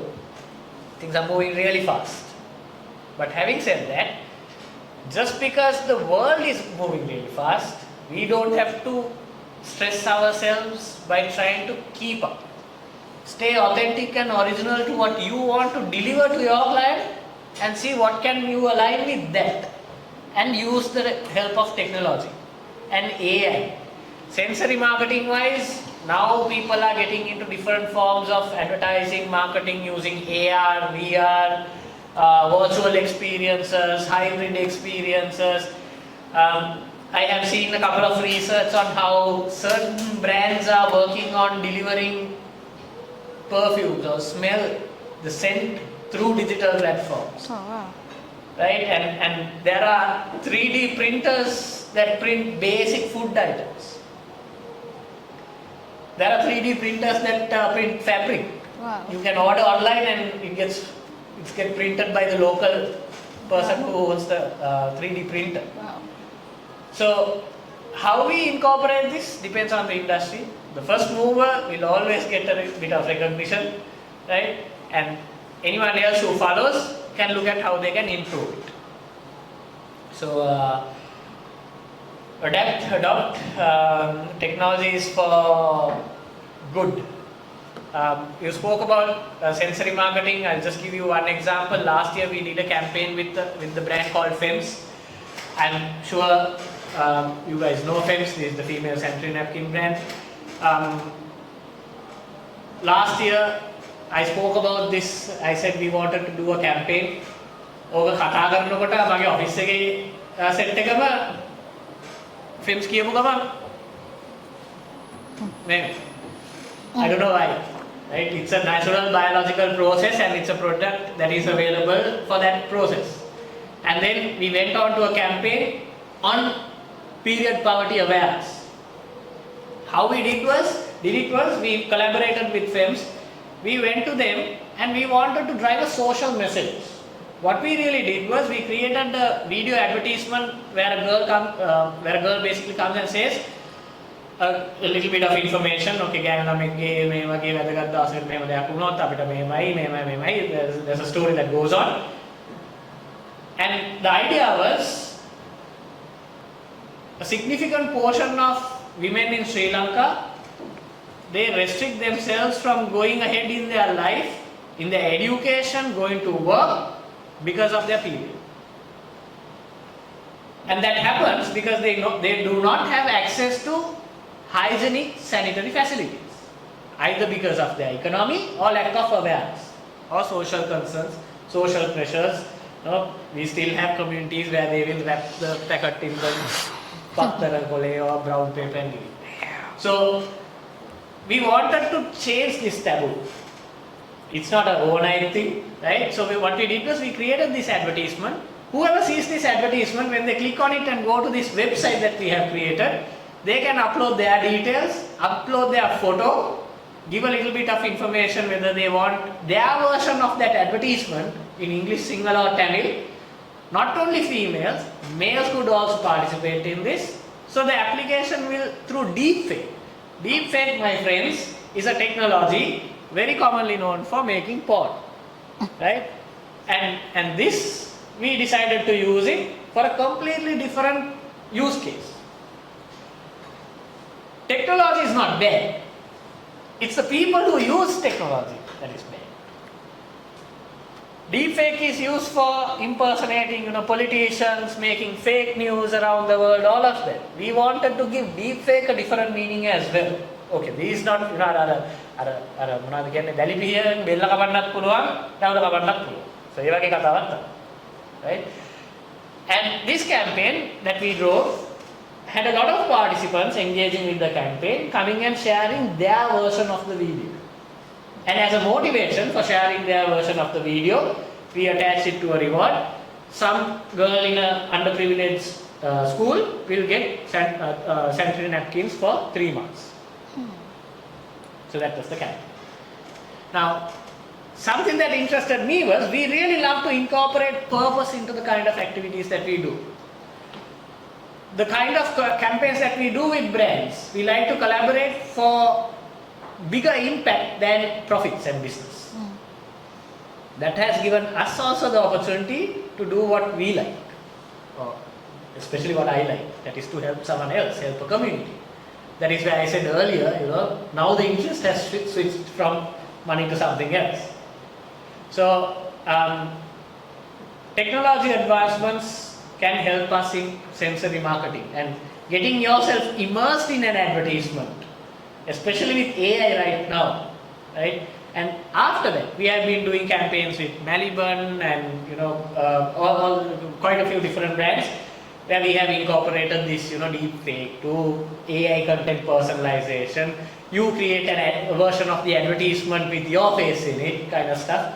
Because that is where you have a much more personal touch. You are not limited by sight and hearing only, but even getting into the emotions of those people. So sensory marketing is still at the earlier stages in this country, especially with the technology infrastructure limitations, but markets like Dubai, that's crazy. They're going all out. They will give you all possible feelings that you really want through digital platforms right now. So yeah, that's where we are at, and a long way to go in that sense. Thank you so much, sir. As we near the end of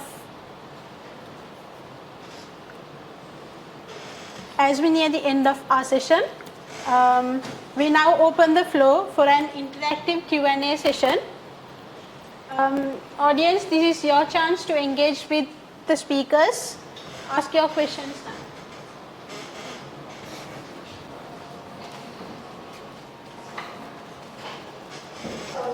Just a follow-up question regarding what Mr. Adhisha said. What Mr. Akhila said. Well, I handled, few SMEs in terms of, handling, advertisements and all that. And one thing that I come across in all the new brands that come into play, like very small scale guys, is that they're very hesitant to, invest on marketing, given the financial constraints and all that. They have this whole taboo that, okay, we need to, kind of establish ourselves first and, get the money sorted and all that. And very, very hesitant to, go into marketing. I'm pretty sure, you must be having people here as well who are, students who have their own businesses. But very hesitant to very hesitant to basically invest on market. So can you just give everybody an insight on how much of a percentage that you should maybe allocate when it comes to marketing for a new brand or a new entrepreneur?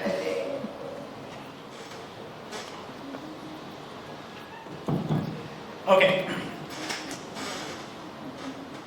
Say you start a business today. 1 year from now, an agency is coming to you and pitching you an idea for a retainer. say monthly 100,000 or 200,000, you need to ask that question from yourself. Would you go and spend that money? If so, why? For any SME, the priority, or rather you take it, most of the SMEs, the owner is heavily involved. And those who have done commerce would know there's this agent and principal difference. Right? So, when you are dealing with an SME, primarily you are dealing with the principal. And the principal's objective is what? Increasing what? Profitability. So now to that person you go and say we need to drive market. Right? The person who wants to now focus on profitability is thinking how much of sales am I going to get? How much of cost am I going to save? To that person you are going and presenting another cost item. Right? The moment you go and pitch it as a product or something that, okay, you are a business, you need to grow, then you need to spend this much. Try switching that pitch into a more value generation. Because what they would like to know is not how much more I need to spend, but how much more sales can I make is a better or valid question. And for a more and this is something that I have obviously experienced and definitely related with the question that you asked. When you go to companies, corporates, majority of the time their limitations will be based on budget restrictions. But otherwise, they will easily hand over the work to an agency because it's not their core function. They don't want to invest their time and effort into things that they don't have the competence in. Might as well recruit a competent agency and manage it.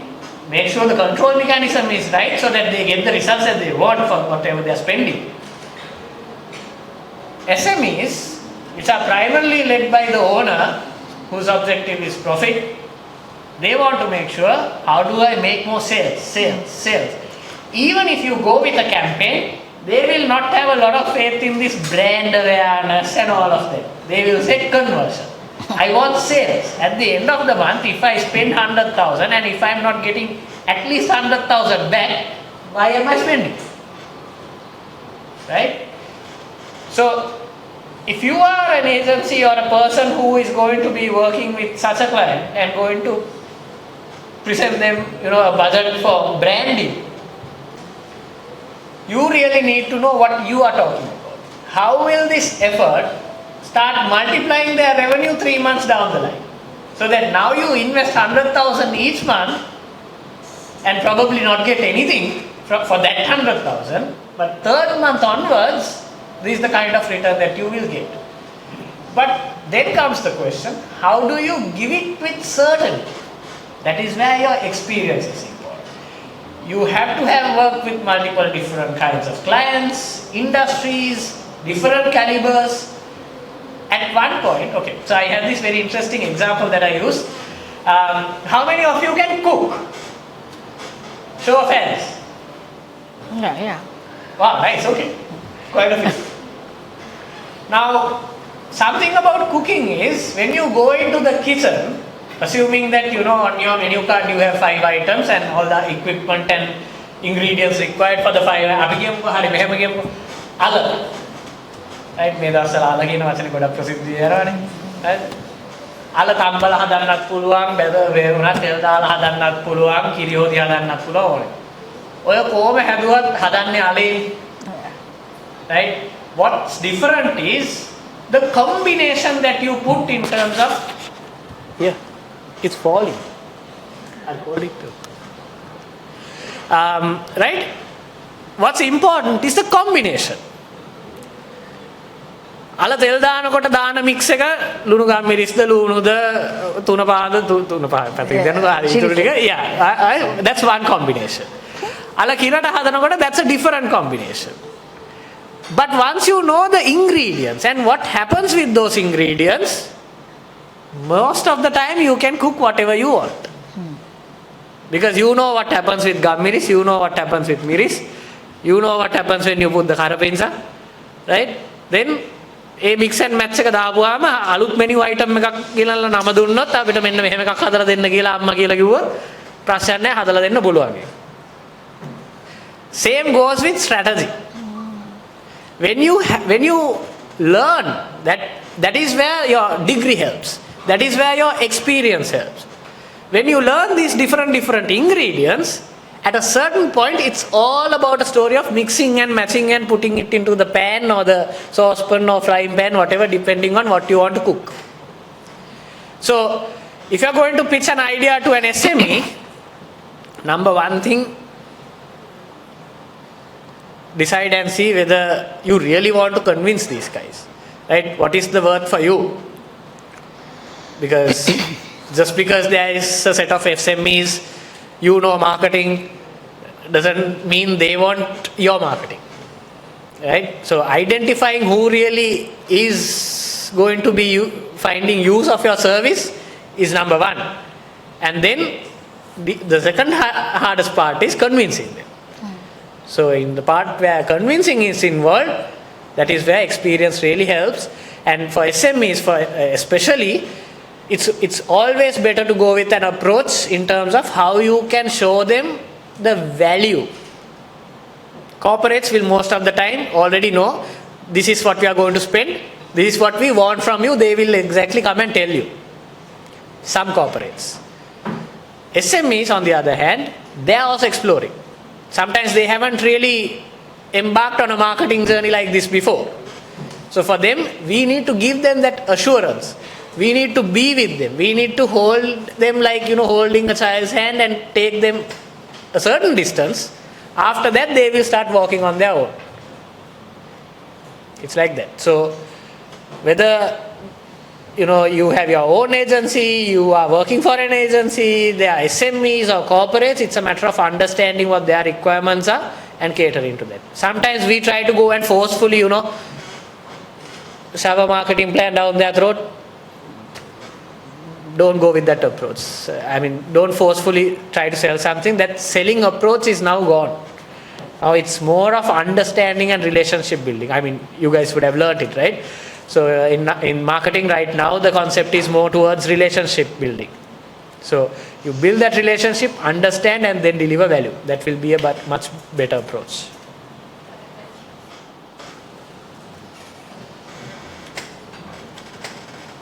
That answers the question. Is there anyone else who wants to ask any question? Yes, please. Hi, I'm Ravi. So we will be students for like 17 years now and we are still students.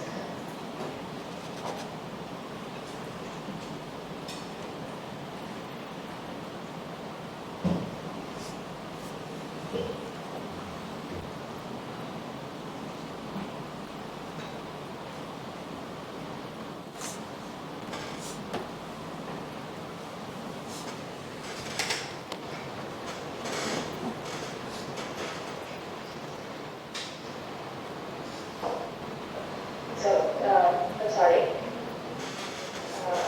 We have been students for like 17 years and we are still students and we are freshers for the corporate sector actually.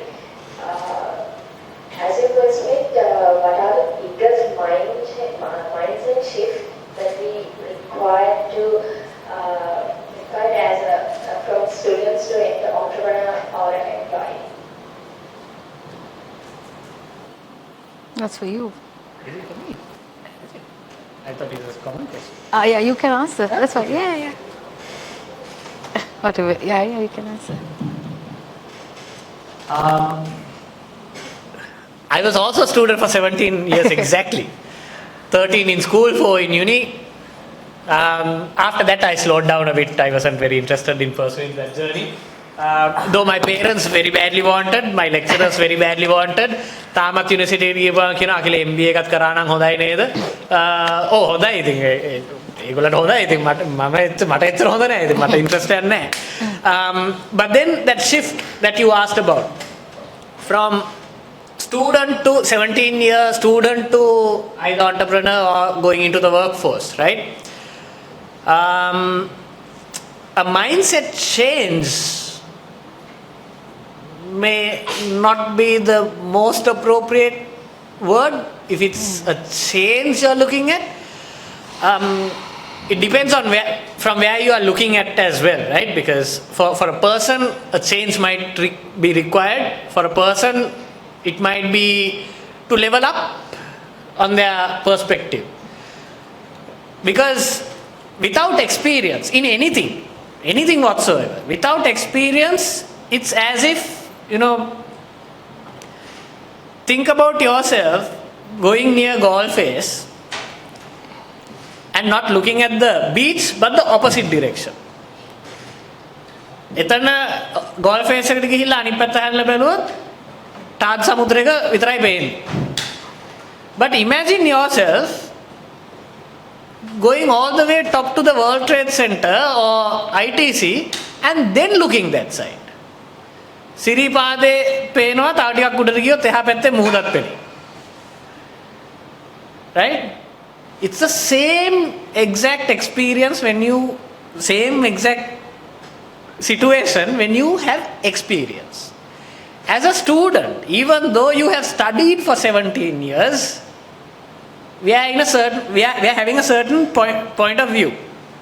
When we get experience in our jobs, when we learn new things in our jobs through experience, that point of view goes all the way up. And the amount of things that you see becomes much bigger. Your scope is much wider. You see much far. Right? Understanding that would be a good starting point. Because why? Majority of people who go through these 17 years, I won't say majority, some of them feel so entitled at the end of those 17 years. Government gave them free education for 17 years. Now they want the job also from the government. And they would go to the extent, if the government is not giving them a job, they will go to the extent of going near the road and protesting. But රස්සාවක් දීපන්. ඉංගන ගත්තේ මොනවා කරන්නද? So, in that switching moment, from student to now no longer full-time student, comes a lot of responsibilities as well. I'm not talking about the responsibilities towards parents, family, that's a different subject. That responsibility that I'm talking about is primarily towards yourself. Now you are independent. Your parents are no longer responsible for how things turn out in your life. In Sri Lanka, the context is a bit different. Until you marry and go out, your parents will dictate whatever you want to do. Boys, girls, anything in between, everything is the same, right? But that responsibility is something that you need to understand. Going forward, I am on my own. This is my journey now.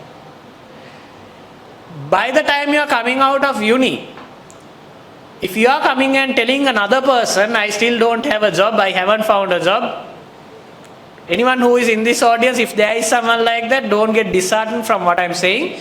This will be your point to make that mind shift change, to change things around for yourself. By the time you're coming out of your university, if you come and say, you don't have a job or nothing to do, no way of making an income, 17 years of spending this country's money on you was a waste. If you can't communicate with a person in a legible language and get something done, that's on you, not on anyone else. So, something that you will have to shift internally is to accept that going forward, nobody else is going to come and give you a push to study or learn.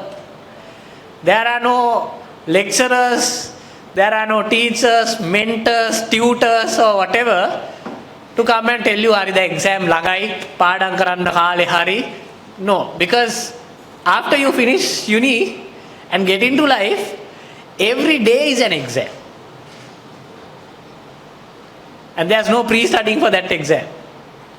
As and when it comes, you need to battle it and, move forward.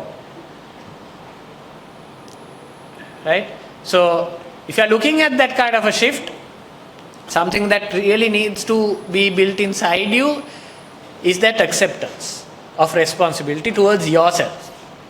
If you are very clear with that, you will have a lot of insight in terms of what you want to do, whether that job is for you or not. 6 months down the line, you need to know if this job is for me or not. That is not because the job is too difficult. Currently in the workplace, quite a lot of people resign from their jobs 6 months later, saying it's too stressful, මේ වැඩ වැඩි, වැඩ කරන්න බෑ, මේම කොහොමද වැඩ කරන්නේ, අපිට වෙලාවක් නැහැ. ඊට වැඩි හොඳයි අම්මගෙන් තාත්තගෙන් කාලා ගෙදර ඉන්න.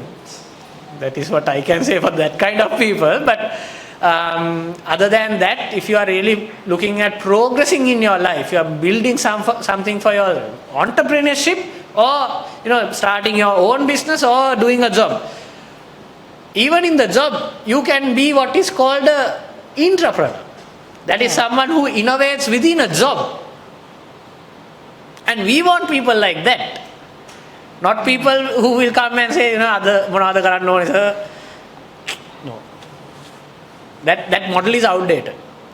We want individuals to take action, take responsibility and accountability for what they are doing, right?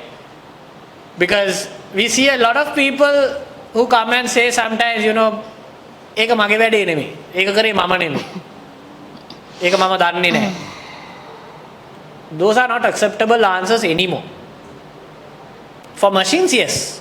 The machine is supposed to do this job. If it doesn't do that job, it's someone else's problem. But right now, we have passed that era. So, mind shift change, be ready to accept that you have a lot of responsibility for yourself and be prepared for that.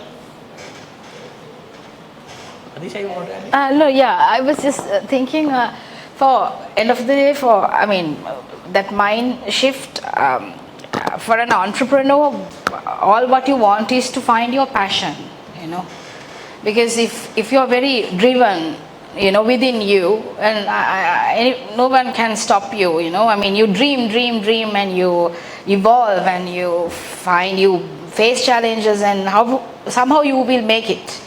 So you have to find your passion, and you really want to know what I love to do. Because when you start loving what you do, and then you don't feel like I'm wasting my time or energy or anything, right? It's because you enjoy doing that. So I think when you are passionate and when you find your passion, so then I think that makes a lot of sense, as an entrepreneur, yes.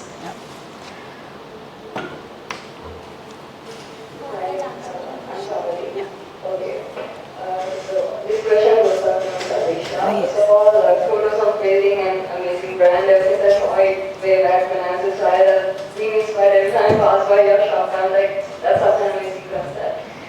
So one question is, we spoke about how we have an untapped market in areas like rural areas in Sri Lanka. So do you, looking at your brand, I could see that it's a high-end brand focusing on that kind of market. Do you have any ideas on making it a more sustainable one? I would go so far to say sustainability is the future. So do you have any idea, any plans on how to make your brand a bit more inclusive to the rural areas of Sri Lanka, or are you focusing on that other market that you're trying to get into? That's the question. Okay, what's your name? I'm Sandali. Sandali, thank you very much.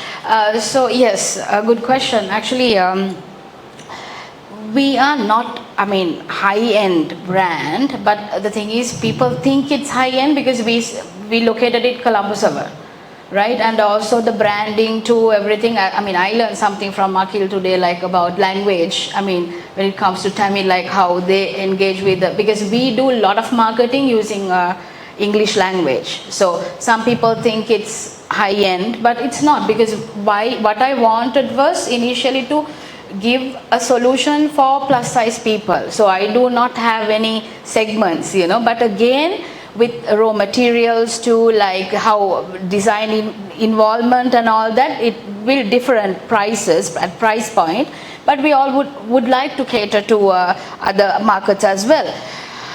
Only problem is operational cost, right? I would say, because I wanted to go and start one in Kandy, it's my hometown. Unfortunately, it's very, it's cost involving, right? Because we are a niche brand. So the customers, walk-in customers around, let's say like average day, it will be around 75 to 100, right? So including weekends, right? So what is the return on investment? So that's the question. But again, and the other challenge what we face right now as a plus size brand, even though everyone is talking about online, purchasing, for us, a plus size person would love to come to the shop and they want to wear it and see whether it fits well, right? So we were struggling so much during the pandemic also, because everyone was like thriving their sales online platforms, and XXL had to be like rethink what we're going to do. So luckily we had a very good team at that time, and we had this person, he actually one of the directors, and he called me and he said, Adhisha, let's do some virtual shopping model. So where you speak to the customer and where you show like 5 mannequins, 5 sizes, and you show them like this is how it will be when you wear it. At least it's not giving you 100%, but at least 90% of experience. So it really made them to purchase the product. So likewise, we have, I think, individually different challenges when it comes to our brand, but would love to. So everything is digital now. So I was just, actually it's good that I met you today. So I really want to discuss something that, because AI is very powerful tool.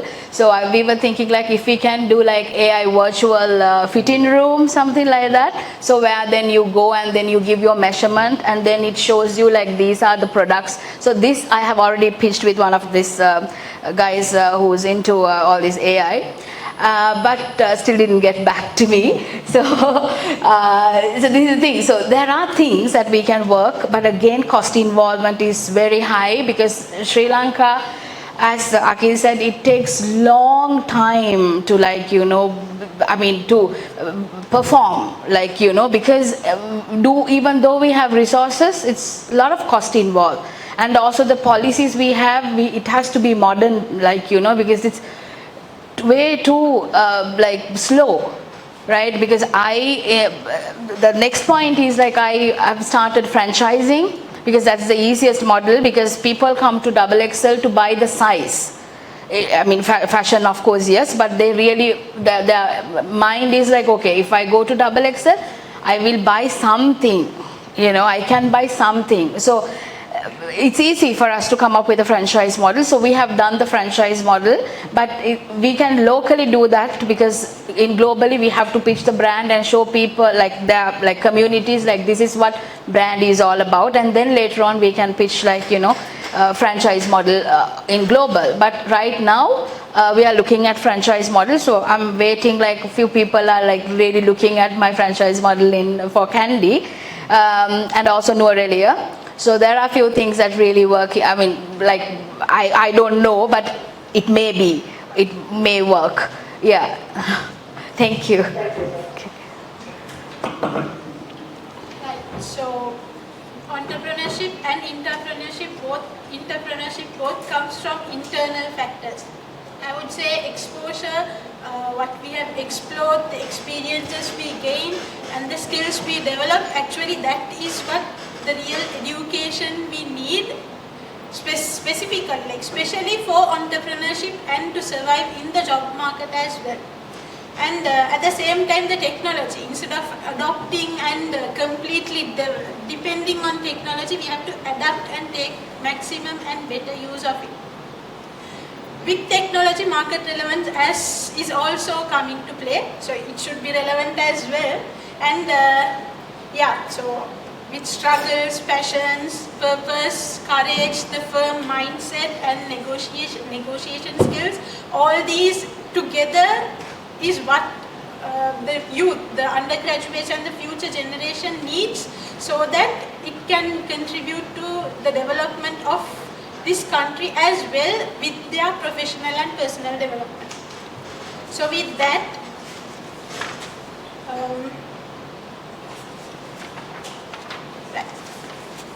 so with that, a perfect note to end.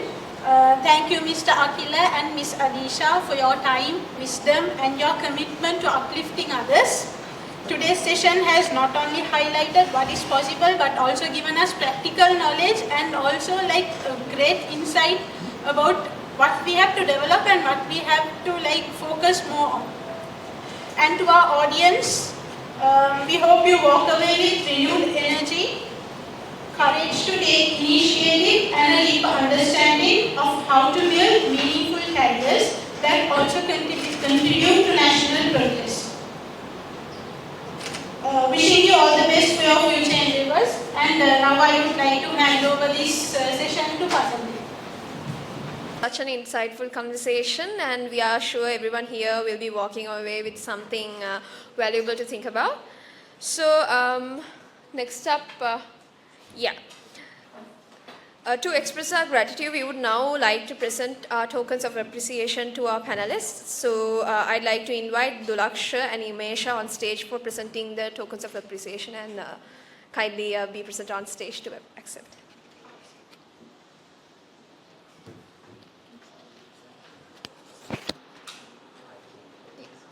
I'd like to invite Mr. Akhila and Adhisha on stage to accept your tokens of appreciation.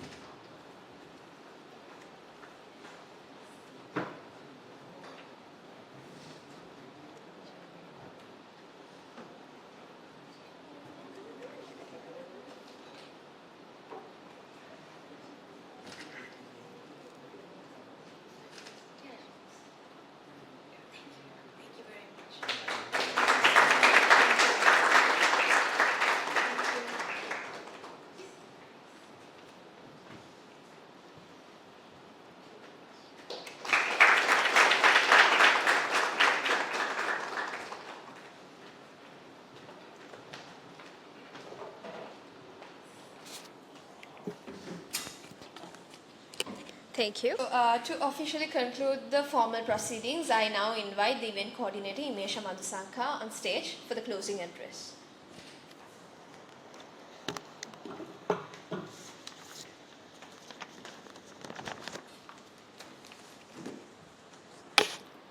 Good morning, everyone. On behalf of the organizing team, I would like to extend our gratitude to all made this event a success. First and foremost, I would like to express our deepest gratitude to our esteemed resource person, Mr. Akhila Wijetunga and Ms. Adhisha Dahanayaka, for sharing your valuable insights, knowledge and experience with us today. Your presence and contribution have greatly enriched this event. A heartfelt thanks goes to our lecturer panel for your thoughtful perspectives and active engagement. And I would also like to extend our warm thanks to my colleagues and organizing team, also our sponsors and supporters, all made this event run so smoothly. And to our participants and audience, thank you all for being with us today.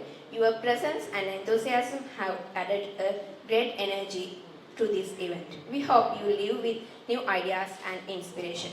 Thank you once again and have a great day ahead.